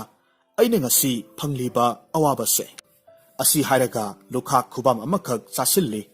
matungda lusingba hikna kaplammi aduga amuksu haijarammi pabungna su nomnaba kanna haijabadadi aina nongmata su yakhide aidi nungaiba lambi adutamak chatuna laithokhibani aduga irai laina nungainaba aningba pumnamak phangani taklakpa asidadi aina lakhibani aina ngasi lukhak sariba asi nungaibata pamlubagi mahaini ko oh pabung nasa soikhre asum haiduna hikna kaplammi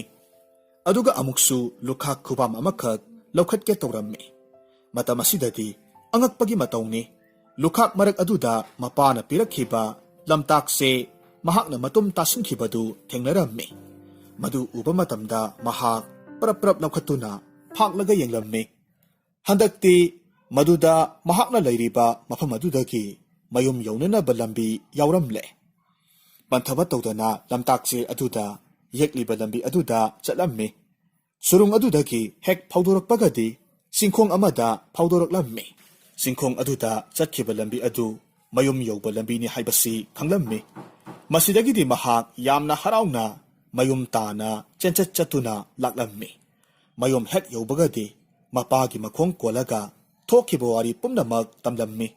aduga mahak pabung nasa lanjare amuk hanna langthoktuna nungai thoktuna leiroi haiduna kaplammi mapanasu masagi wataraga masadu wakhal tarakle khangduna mahak mathamoida harauna kwak adubu thagatlammi mataw asumna numit asidagidi lusingbasu wakhal taraduna mapagi mateng pangsinduna hanadagi nungairingai mathak aduda hena nungaina panki